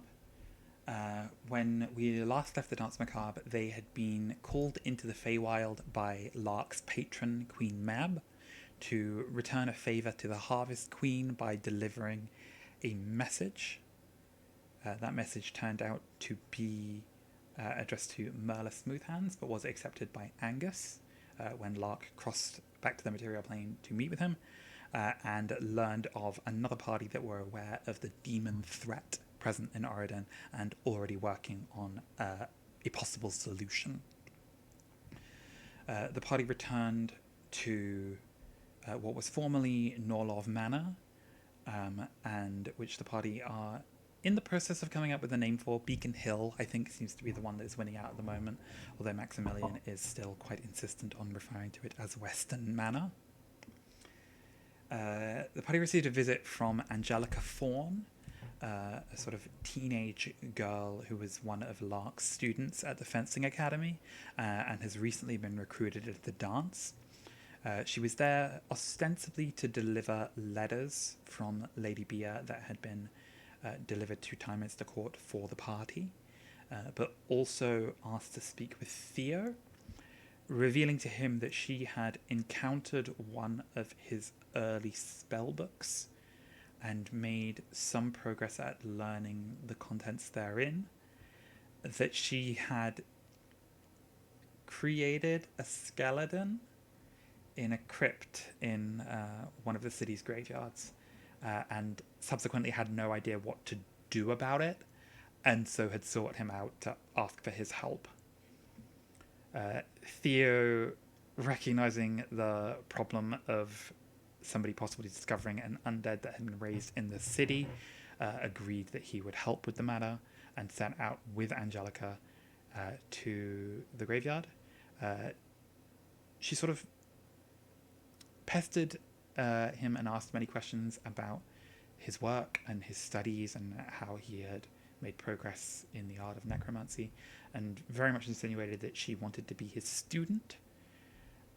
After finding the skeleton and using a blight spell to end it, Theo set about restoring the grave that she had acquired the skeleton from to as best a condition as he could manage under the circumstances, as he tried to impart the first lesson that he would teach her as his mentor, and that is that it is important to respect the dead, particularly the restful dead who died well or who died naturally. Meanwhile, back at the manor, the two letters that had been received were addressed first to Maximilian Weston and the second to Master Taylor, the pseudonym by which the Duke had always spoken to Archie. Archie found that his letter contained a brief note from the Duke noting his displeasure at having Susan's voice in his head, and found that the ring of mind shielding had been returned. Riltar and Lark were quick to point out that the ring might be enchanted in some way to allow the Duke to track them, and so it should not be taken outside of the private sanctum that Archie had habitually been setting up around the manor. Archie agreed that he would be careful and assess the ring for any possibility of it being cursed before attuning to it again. Maximilian, meanwhile, reported that he had received a letter from Lord Weston of Grosvenor, a distant relative on his mother's side, from whom he had taken the maiden name. Lord Weston had heard of Maximilian's recent misfortune in being disinherited, and appointed him to a position as a captain of a ship. And Max's initial excitement at this idea was soon curtailed when he realized that, considering that he is basically wanted for being a terrorist, he can't actually leave the city and take up the appointment without risk that those in power in Grosvenor will immediately turn him over to the Duke.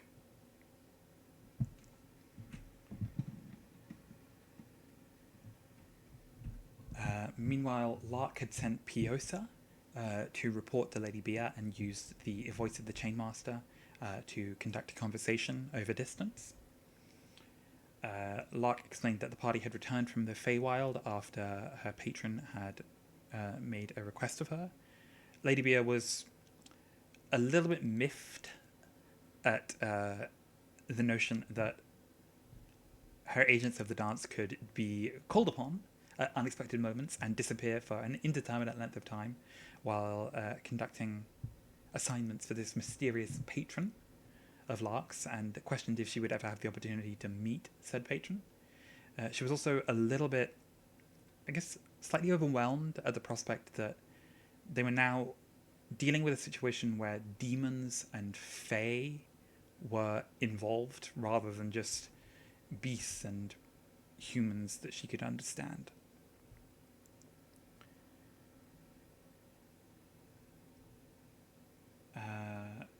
Labia also confirmed when Lark asked if she had indeed sent Angelica to them, because the party had been somewhat wary at the idea that Angelica might actually be Elena Norlov in disguise.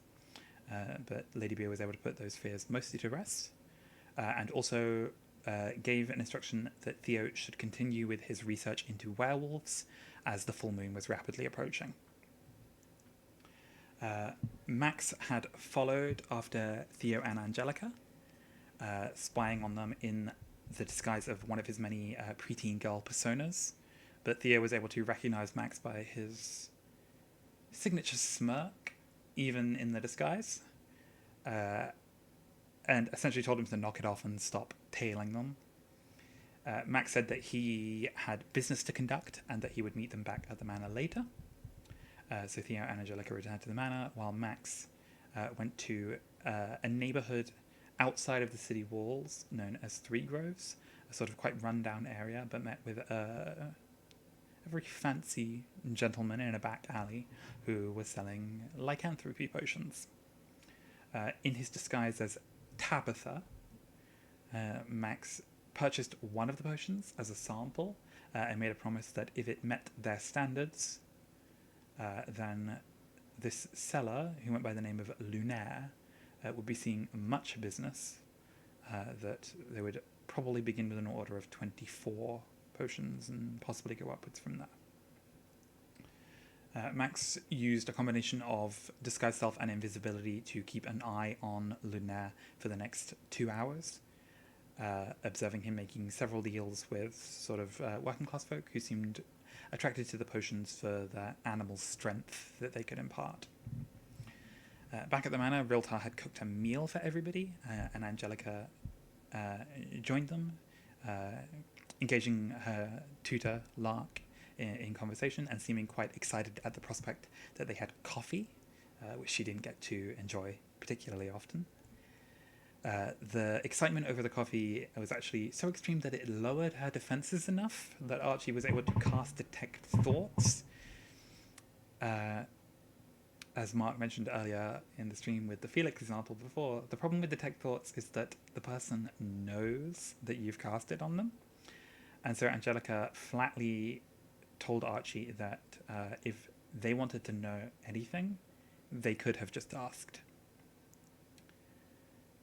Archie tried to justify the decision that they had made by explaining that they were just a little bit paranoid, that they had many enemies, several of whom were able to alter their form, and there was a possibility that she was not who she claimed to be, citing Max's earlier shenanigans with disguised self as evidence of people not always being what they appear.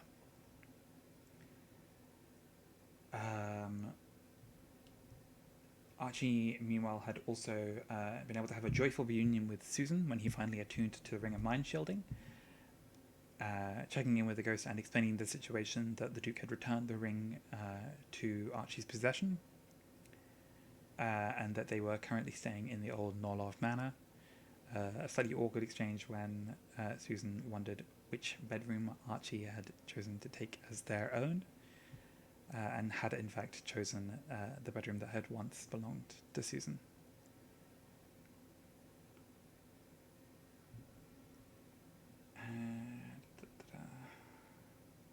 When Max returned, he gave the lycanthropy potion that he had purchased from Linaire to Archie, and said that the potion seller had claimed that they were responsible for brewing the potions, and that they would need to return to the place where they did so later on that evening, and so suggested that Archie could scry on them at that time in order to determine the location, using the potion itself as an object to help focus the scrying spell.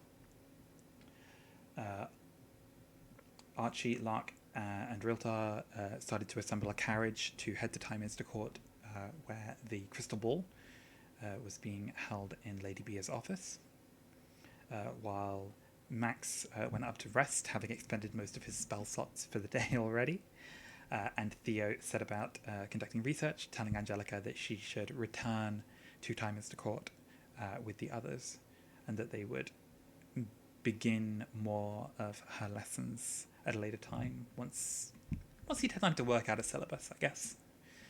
He also said that his agreeing to tutor her was on the condition that she would agree not to attempt to raise any more undead until he had determined that she was ready to do so, and also that they should generally keep the specific subject of their lessons a secret, as necromancy is not the most respected of the wizarding arts. As the party rode towards Tyminster Court, they spoke to Angelica a bit more, getting to know her slightly better, asking her about her recently acquired talent for the arcane, her demonstrating a couple of the cantrips that she knew, and also discussing the differing magical abilities of those present, with Archie explaining that they were a wizard like Theo, but specialised in the field of divination, and seeming a little bit offended when Angelica made a sort of very pointed remark about stealing secrets being what divination magic is good for. Lark was able to explain that her power came from her patron, and that she had acquired it quite recently, that she'd only been 23 when she first acquired the ability to cast magic. And Riltar explained that he was a cleric, and so his powers came from the divine, specifically from Orad. Angelica asked if Maximilian was his apprentice in that regard. And Riltar came to Max's defense, noting that while he can be something of a quirky individual, he is fundamentally a good person, sort of stressing in a ever so slightly threatening manner to Angelica that everybody in the dance is a good person. Sippy want to, or else. At Lady Bea's office in Tyminster Court, Archie attempted first to scry on Elena Norlov and found that the spell failed. The party discussed the possibility that Elena was also staying in a location protected by a private sanctum spell, with them knowing for a fact that it was within Duke Brown's powers to use that spell, as it had been cast on the hedge maze in the gardens around Castle Cora. Lark suggested that Archie should scry on Angus, specifically so that the party could gauge whether this group of individuals that he claimed to be associated with were genuinely good people working to stop the demon threat, after the sending message that she had received from him earlier that day, asking them to secure the Feywild Orb and Spider Silk for an indeterminate length of time. They found Angus during the scene in Wolfer's hut, as the party were discussing the possibility that the drought in that region was caused by demonic influence and how they could go about stopping it, which seemed to be enough to convince Lark that they were genuinely a decent group of people who were acting in the best interest of everybody involved. Riltar suggested the possibility that they attempt to spy on the demon lord Zenezia, and Lark vetoed the idea on the grounds that any information they gained would not be anything they could act upon immediately, and that doing so risked attracting the attention of the demon lord, and so that would not be good for them. The next suggestion that was made was that they could attempt to scry on the Umber Hulk. Archie saw a vision of the Umber Hulk tunneling, specifically tunneling vertically upwards, and being followed behind in the tunnel by a number of ghouls and ghasts. The party inferred that Lady Elena was using the Umber Hulk to mount an attack. They did not know for sure whether the attack would be taking place on Tyminster Court or back at Beacon Hill.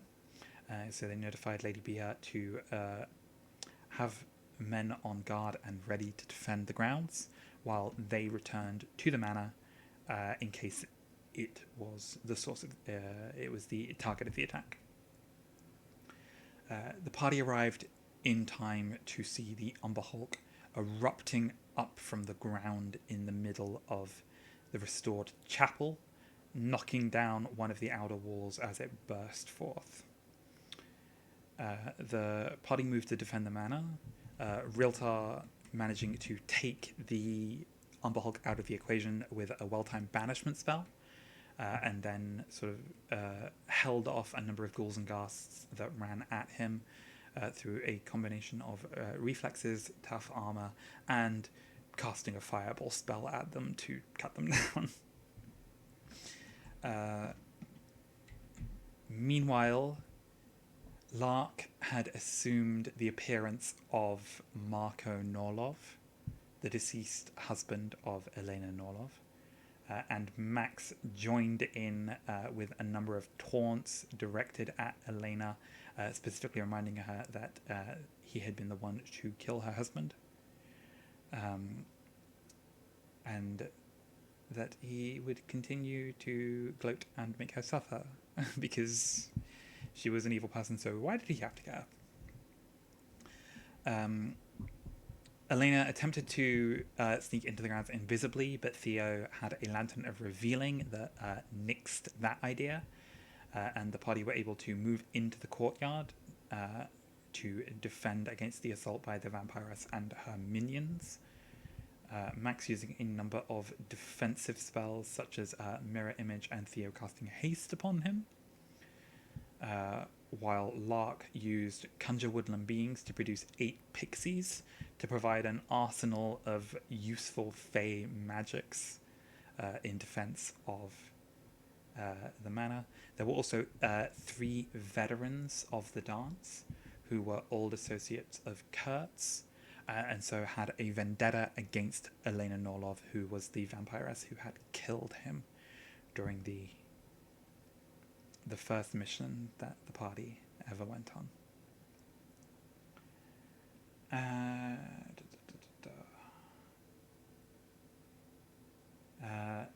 Elena was able to lower Max's defenses by getting in close enough to lay a vampiric charm on him, and asked him to invite her inside.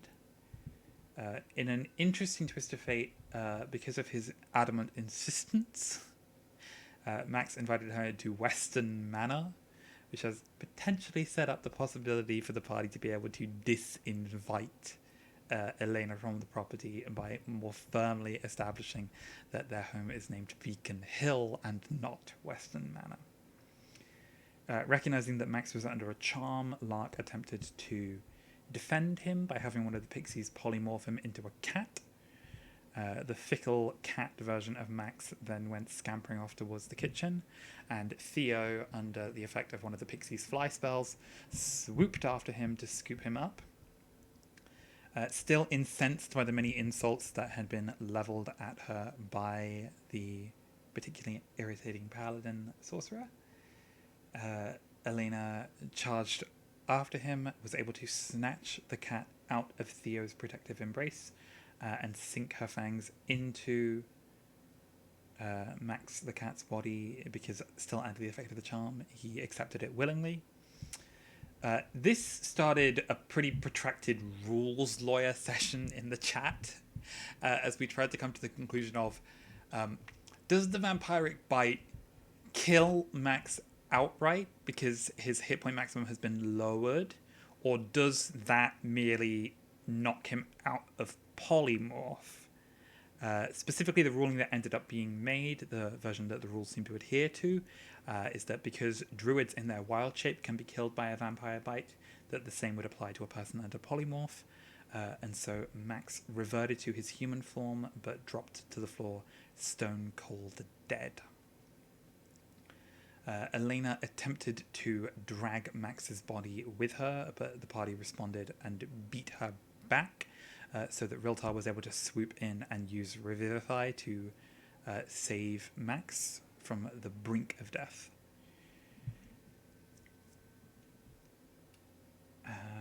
At this point, Elena attempted to cast Dominate Person on Lark, but one of Archie's portent rolls managed to keep her safe from that attempt. And so at this point, Elena essentially went into a retreat, crawling up onto the ceiling and starting to claw her way towards the exit. Lark was able to land one particularly excellent final blow on her by launching her vertically up through the roof of the greenhouse with two repelling eldritch blasts that sent her tumbling through the night sky and towards the cobblestones in the courtyard, but unfortunately also launched her closer towards the tunnel that the Amber Hulk had dug. As she crossed over the barrier of the private sanctum, allowing her to once again be targeted by divination spells, Archie attempted to use a mind spike on her that would allow them to continue tracking her, but she resisted the spell and therefore it did not have the intended effect. Max used Thaumaturgy to make his voice boom and called out a taunt to Elena as she fled, explaining that he had destroyed all images of Marco Norlov that were contained within the manor, ensuring that even if she survived, she would only live to slowly forget the face of the man that she had once loved. Max gleefully stating that he had killed Marco a second time for her. Lark added into the taunting, noting that she would never again assume Marco's form to ensure that Elena would never have the opportunity to look upon the face of her former husband. It is also worth noting that during that session, the part of Elena Norlov was played by the first sort of special guest villain that we've had as a sort of crossover, played by Shannon of Paradise RPG on Twitch. If you haven't already, you should really go give them a follow, give them some support, check out the games that they play in. It never hurts to do a little bit of cross promotion.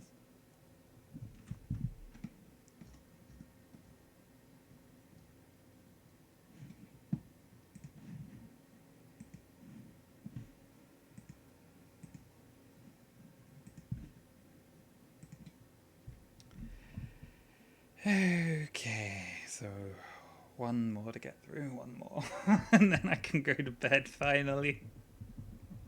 I'm so tired. Okay. So, Artifact Recovery Corporation. Last time we left the Ark, they had just completed their first ever contract by delivering the inert Wand of Wishes to Baroness Hammerfall, much to her displeasure at being forced to shell out 1,000 gold pieces for a useless stick.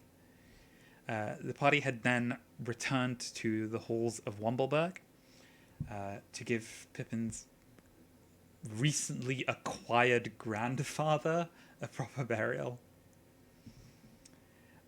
Pippin chose to remain in the halls of Wumbleberg to sort of get familiar with his inheritance, explore some of the nooks and crannies they hadn't had time to investigate fully on their first visit, while the rest of the party took all of the loot that they had found and took it back to the Bubbling Brew with them. The following morning, the party once again discussed the contracts that they had been offered for their next job with Majordomo Dot. Specifically, Bowie was interested in obtaining more information about their respective clients because he wanted to ensure that they were only working for people who would have good intentions and good motives and would use the items that the party recovered for them in beneficial ways rather than selfishly motivated ones. The party discussed the job offer to go to the Lost Elf Home of Oakhold, being offered to them by Randolph of Woodhaven. Bowie noted specifically that he had experience with the ancient forest and that it was a dangerous place for most people to go.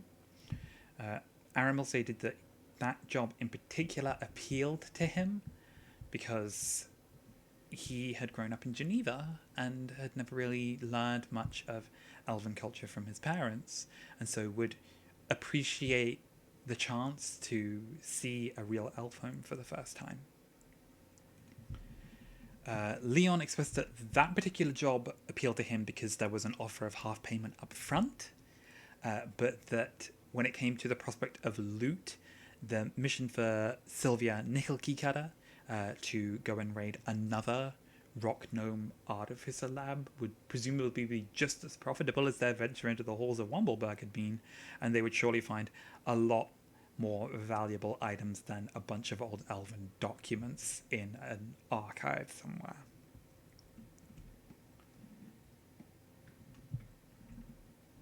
Bowie once again brought up the risk inherent in the Tombs of Vexus job, noting that he was the only member of the party that was like sort of reasonably equipped to fight undead, which they would pretty much certainly be facing if they ventured into a tomb. And basically sort of asked, can we hire a cleric as like a day player? Can we have hirelings that will help us on specific missions? And also sort of raised concerns that the Relic Acquisition Corporation were not going to be competent enough to succeed at that job. Dot reported some of the information that she had been able to obtain about RAC, noting that they were currently operating in the local area out of a traveling circus wagon, and did not seem to be the most sophisticated outfit. Dot was initially a little bit skeptical about Bowie's suggestion that they attempt to develop a stronger working relationship with RAC, but Bowie was quite insistent that they should aim for a you scratch our back, we'll scratch yours type dynamic. And so Dot sort of apologized for her initial dismissal of the idea and said that she would make the necessary contacts to float the idea by RAC to see if they would agree to a pact of mutual cooperation.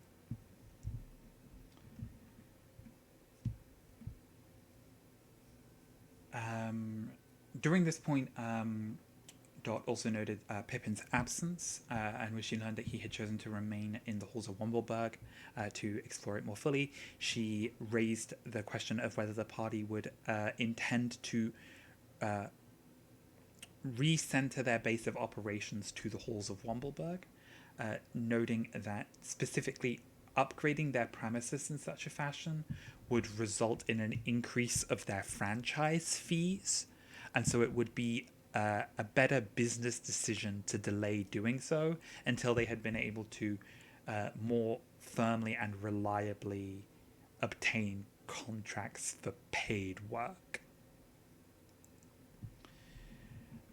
Bowie and Longpause also had a brief debate about the ethics of selling the loot that they had acquired in the halls of Wumbleberg. Bowie trying to explain that technically those items were all part of Pippin's inheritance. Unfortunately, because Longpause wasn't present when the wish spell was made, her memories were among those that were altered when the world sort of updated to its new version of reality. So, from her perspective, Pippin had always been entirely on board with raiding his ancestral vault, and so she didn't understand Bowie's point of view particularly well.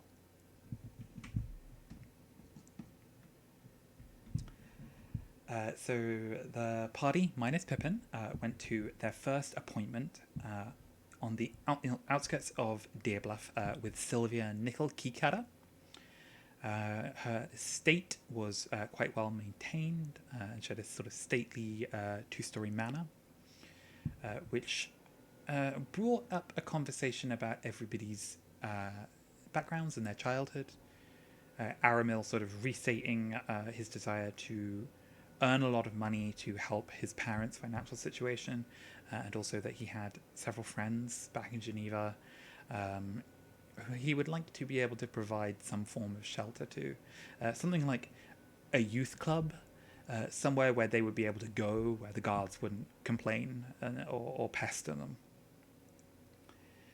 Longpause was like lacking some of the finer distinction between like different levels of wealth and class, because everything seemed strange to her sensibilities, having grown up in a Goliath mountain tribe. So you sort of didn't understand the distinction between the home of Sylvia Nickelkigera and the halls of Wumbleberg they visited. It's all just, fancy places that stay fixed rather than nomadic. So, 6 of one, half a dozen of the other. Leon noted that he had grown up in a small and poor village, but also let slip that he wasn't sure about the other guy. When Bowie pressed him on what he meant, Leon decided to open up a little bit and start to tell the party about Ace, the Dragonborn that he had been mixed with, and that he had some of his abilities, like the ability to breathe fire.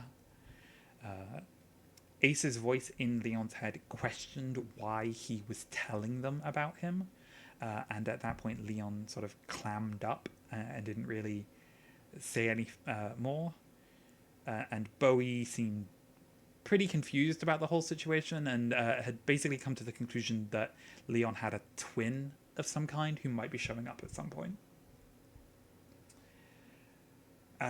Sylvia Nickelkikara herself proved to be a sort of aged, respectable, but faded noble woman gnome, sort of very tiny and shriveled with age, but still finely dressed and wearing a wig and makeup and sort of trying to make herself as presentable as possible to the members of ARC. Specifically, it was her butler Jeeves who did a lot of the talking for her, sort of interpreting her facial expressions and answering many of the group's questions. Specifically, she explained that the mission was to visit a family vacation home in the mountains that the family had had for generations and normally visited to go skiing in the winter.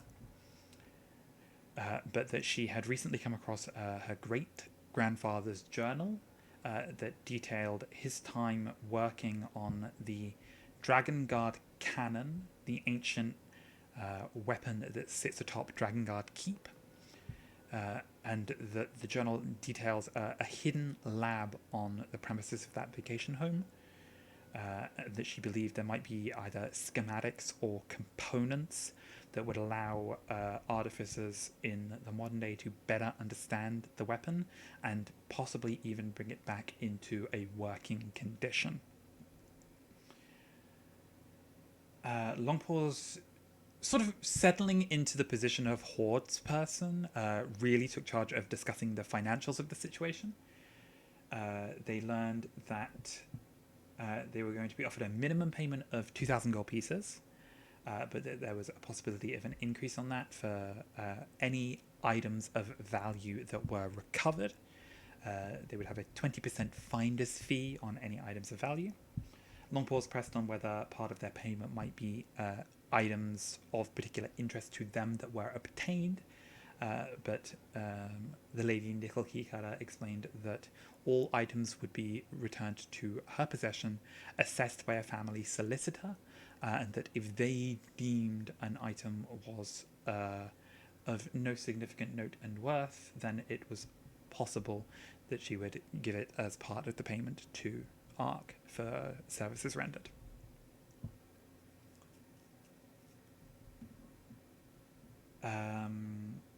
Asking about the journal itself, they were informed that the journal contained several private entries that she did not feel comfortable divulging, and so they would be presented with scribal copies of the relevant passages detailing the hidden artificer's laboratory that they would be looking for. That they were welcome to stay in the lodge itself while they were making their investigation,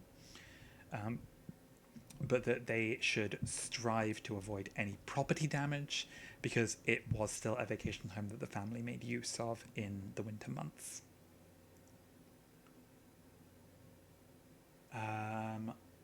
After the meeting, the parties sort of put their heads together and came to a general consensus that she seemed to be a nice and kindly old lady who didn't seem to have any ill intent behind the job that she had hired them for.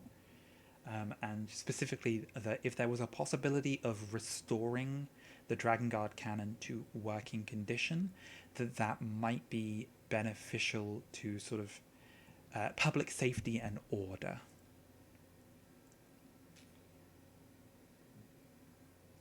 Next, the party travelled to the outskirts of the northeastern edge of the ancient forest, where they were met by a scouting party of wood elves. Aramil was able to speak to them in their native Elvish and explained that they were the team from Ark looking to speak to Randolph of Woodhaven. The party were led into the elf home itself, hidden deep amongst the trees, by this team of wood elves, instructing them to watch their steps and follow carefully behind them. Aramil was particularly astounded, almost reverential, his first sight of an elf home, and one of the guards sort of noted that it seemed to be like his first time seeing one, and Aramil sort of opened up a little bit about being a high elf from Geneva and this being his first time there, and was sort of given a welcome in the sense of the wood elves don't think of the high elves as like a different people, like they're all elves, and so they're all welcome in an elf home. The party headed to the house of Randolph of Woodhaven. They found the house overrun with children, being tended by the children's mother, Tila, who was a wood elf. And she sort of made it clear that her husband, Randolph, was a half-elf who was attempting to fit an entire elf's lifespan into a fraction of that time, including procreating far more substantially than would be typically common for elves. Or at least in like more rapid succession. So a lot of siblings very close in age, whereas most elven siblings would perhaps be decades apart.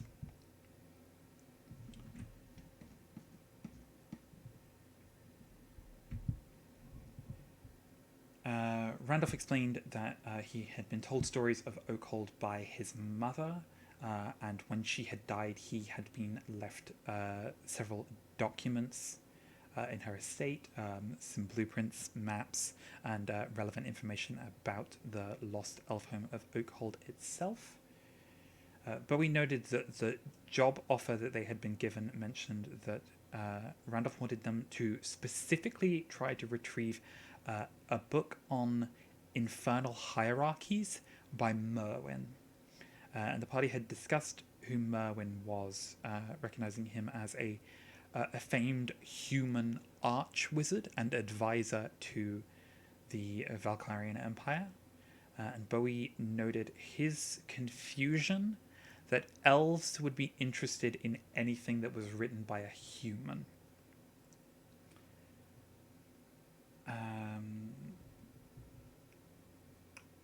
Aramil specifically asked for the information about like how Oakhold had fallen, how it had been lost, and Randolph explained that the settlement had been abandoned following a troll incursion. The stories specify that there was an attack from within Oakhold itself once the defenses had been lowered, but that this had happened centuries ago, possibly even a millennia. And so Longpaws sort of said, hopefully the thing that attacked will be long dead and we won't have to worry about it. Bowie continued to press the point about why an elf would be interested in writings by a human, and so Randolph agreed that he would share some information he had obtained as a member of the town council, that he was sharing that information with them in confidence. Woodhaven's Seeker had had a vision that had revealed the presence of several demon lords in Oregon, and that there was a ritual necessary to banish them back to the pit from whence they came, that required a number of rare ingredients, that one of these ingredients in specific was the heart of a greater fiend, and that he hoped Merwin's writings on the infernal hierarchies would more specifically explain what constituted a greater fiend. Longpaws asked if there was a possibility of them encountering trolls in or on the journey to Oakhold, and Randolph noted that it was possible because the southern parts of the forest did still see some troll attacks. Longpaws noted that she had heard rumours that trolls were particularly hard to kill and suggested that the party should conduct some research about how best to go about combating them in case they ran into any. Randolph noted that there was a specific story detailing the attack on Oakhold, describing the monster that had burst forth from beneath the great tree, that there were two beasts that were like many, that many elven warriors of the Great Halls had been killed, while others had been forced to flee from it, that the beasts had only continued to eat and grow. Leon raised the point that Randolph had stated that they would receive half of their payment up front, and Randolph agreed to provide the funds, possibly at least in part to get Bowie to stop asking invasive personal questions about how his parents had met.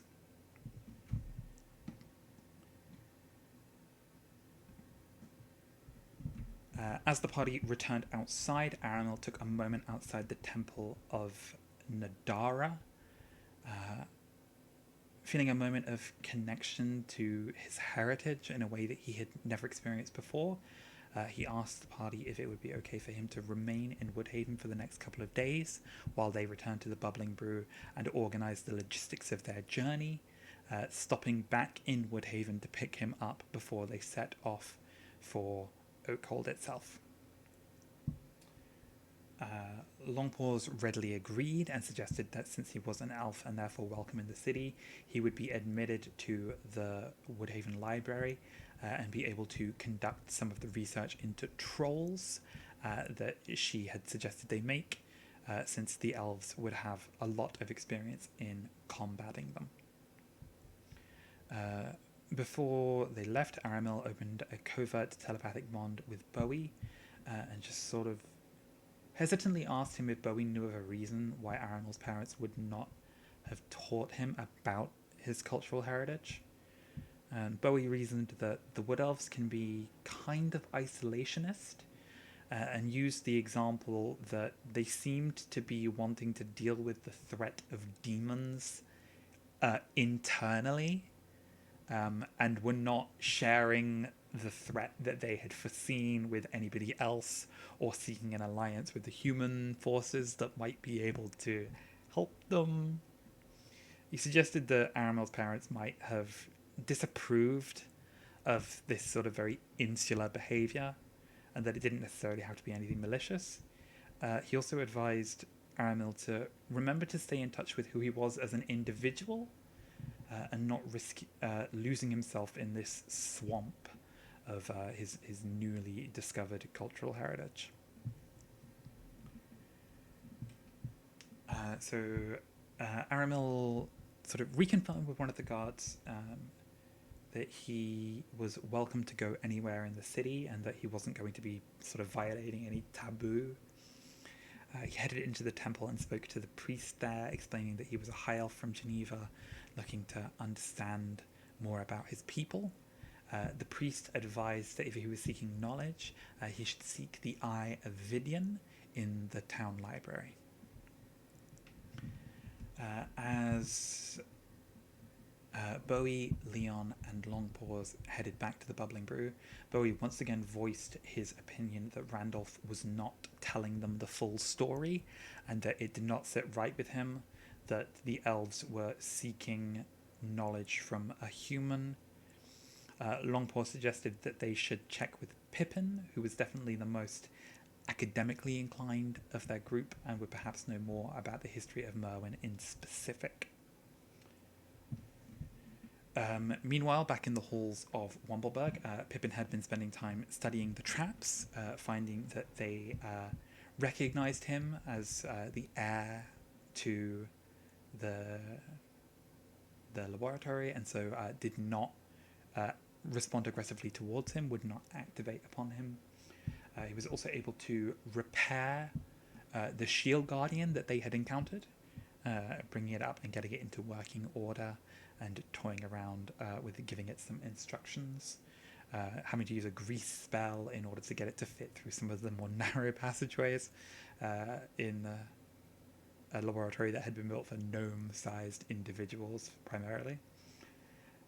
And also teaching it to play rock, paper, scissors.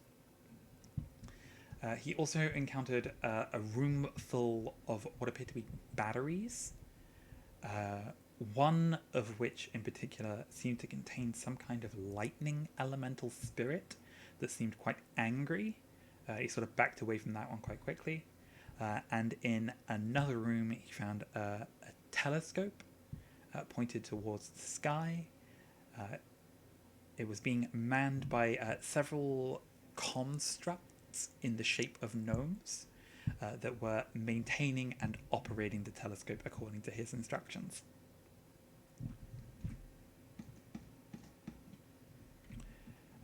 In the library of Woodhaven, Aramil spent his time studying. He was shown to a section of cells containing the knowledge of high elves who had visited the town of Woodhaven throughout its history, and that specifically the current seeker of Woodhaven, a male elf by the name of Advir, was the only high elf currently living in Woodhaven. Aramil asked if there was any opportunity for him to be able to speak to Advir, but was told that as a seeker, he was kind of a spiritual and intellectual leader of their people, and so his time was, he was busy a lot, that Aramil could visit the administration building and see if Advir had time to speak to a traveller and a fellow high elf. But Aramil sort of recognised it would probably be better to stick with reading through the books here on the shelves in the library and try to get a bit more in touch with his culture. He got deeply engrossed in the books about high elves, found a little bit of information about Oakhold itself, but not really much more than what Randolph had already explained to them, and made basically no progress in finding out anything about trolls for Longpaws.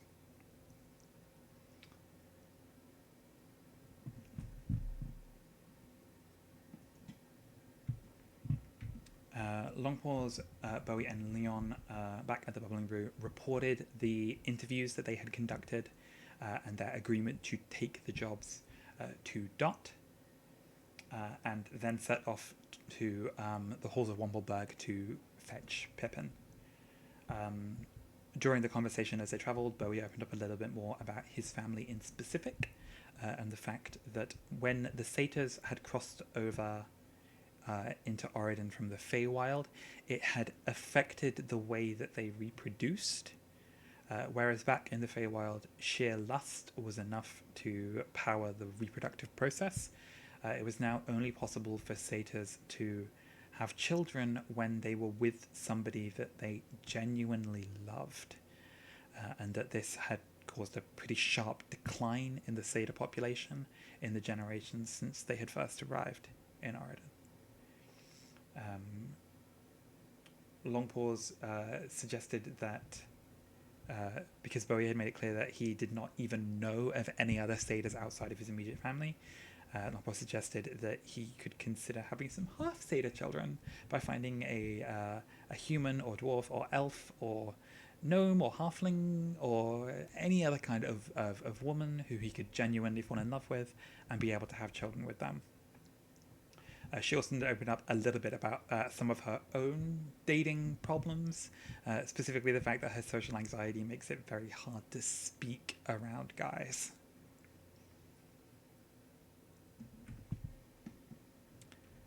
When they arrived at the halls of Wombleberg, Bowie shared his concerns about Randolph's motives with Pippin, and Pippin pointed out that Merwin's skill with the arcane was highly, highly respected, possibly so highly respected that the elves were able to overlook that the source of information was a human and simply recognize that it was valuable information for them to have.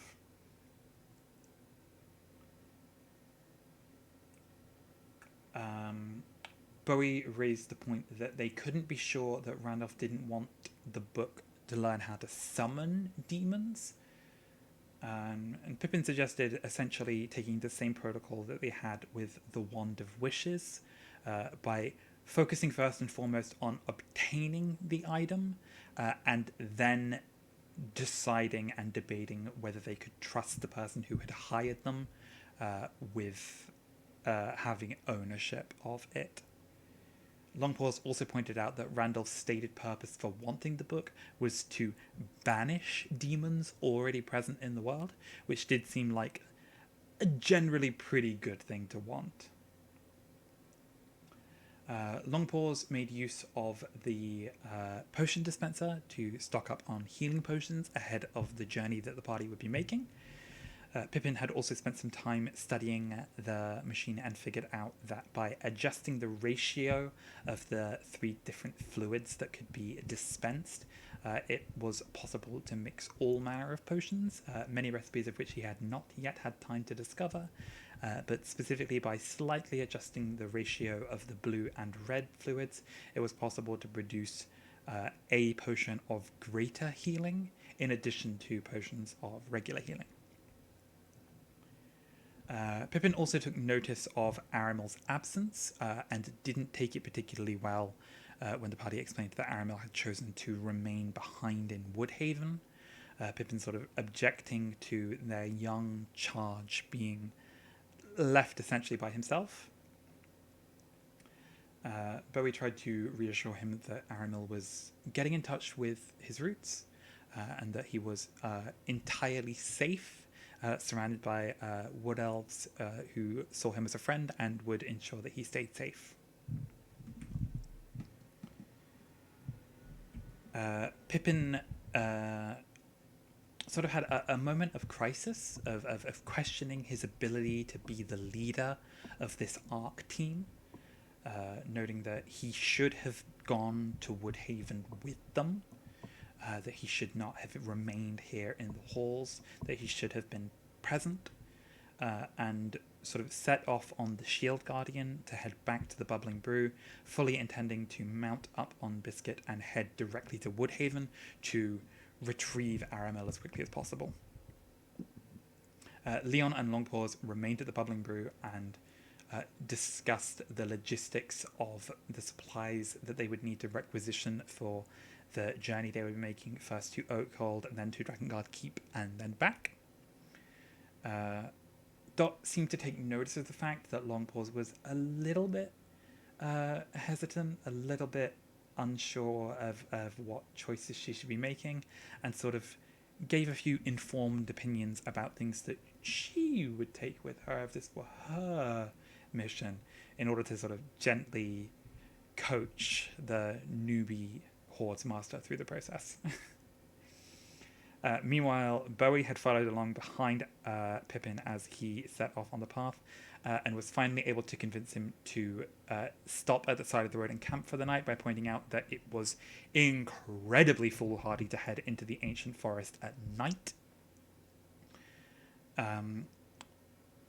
Bowie sort of pulled Pippin into a prayer for unity and guidance, sort of very getting in touch with nature type ritual.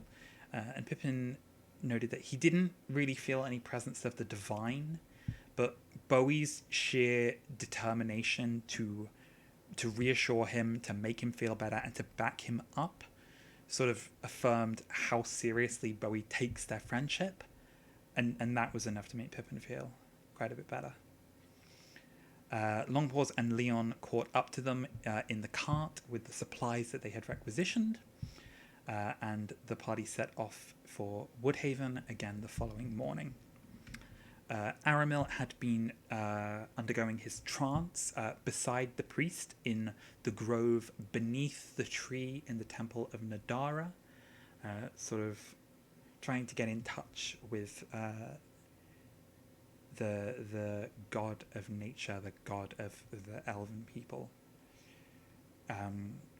When he emerged from his trance and headed outside, he was just in time to meet the party as they were once again escorted into Woodhaven by a unit of the Elven Scouts. And Aramil was a little bit surprised, but sort of quite cheerful and pleasant when Pippin immediately rushed over and hugged him. And just sort of gently repeated some of the assurances that Bowie had already been making, that he had been safe, that he had enjoyed his time here, and that it was good to see him again. Before they left, Bowie took a time to speak to a couple of the Elven Scouts, basically just seeking confirmation of his existing belief that it would not be safe for them to travel through the ancient forest itself, and that they should mostly stick to the roads. The scouts were able to tell them that if they were reasonably able to handle themselves, they would be pretty safe to take some of the country roads that are slightly less well-traveled, rather than taking the Imperial Highway and entirely skirting the forest. And that if they did so, took some of these country roads, it would potentially shave a few days off of their travel time. And so, stocked up and prepared and setting off on the road to Oakhold, that is where that episode ends for Ark. Which I believe brings us fully up to date. I will try to make sure that these happen weekly from now on, because it will definitely help me to get through it in hopefully this much detail, but relatively quicker. And also that we are going to be changing the date that the Nights After Dark take place, because moving forward, the Arc campaign is going to be taking the slot previously held by the Dark and Hungry God campaign. So there will be 2 games on Tuesdays from now on. There will be the Dark and Hungry God game at 1 p.m. Eastern Time, and then the Arc Artifact Recovery Corporation game at 7 p.m. Eastern Time. And that will then leave Friday as a free day. So there's possibly Friday will be the day, possibly also Thursday, because that's another day that is mostly free. But ideally, what I would like to be able to do is have some greater flexibility in the time of day that we will stream, because I know that there are some players here in this European time zone, like me, who don't have the luxury of being able to stay up till 4 in the morning. So being able to run a session from 1 p.m. Eastern Time that would only go from like 6 o'clock here through to about 9 o'clock, which would be reasonable. But keep an eye on the Discord. We will keep you updated. And I will just take a quick note to see if there have been any questions posted in chat that I need to answer before we wrap things up for tonight.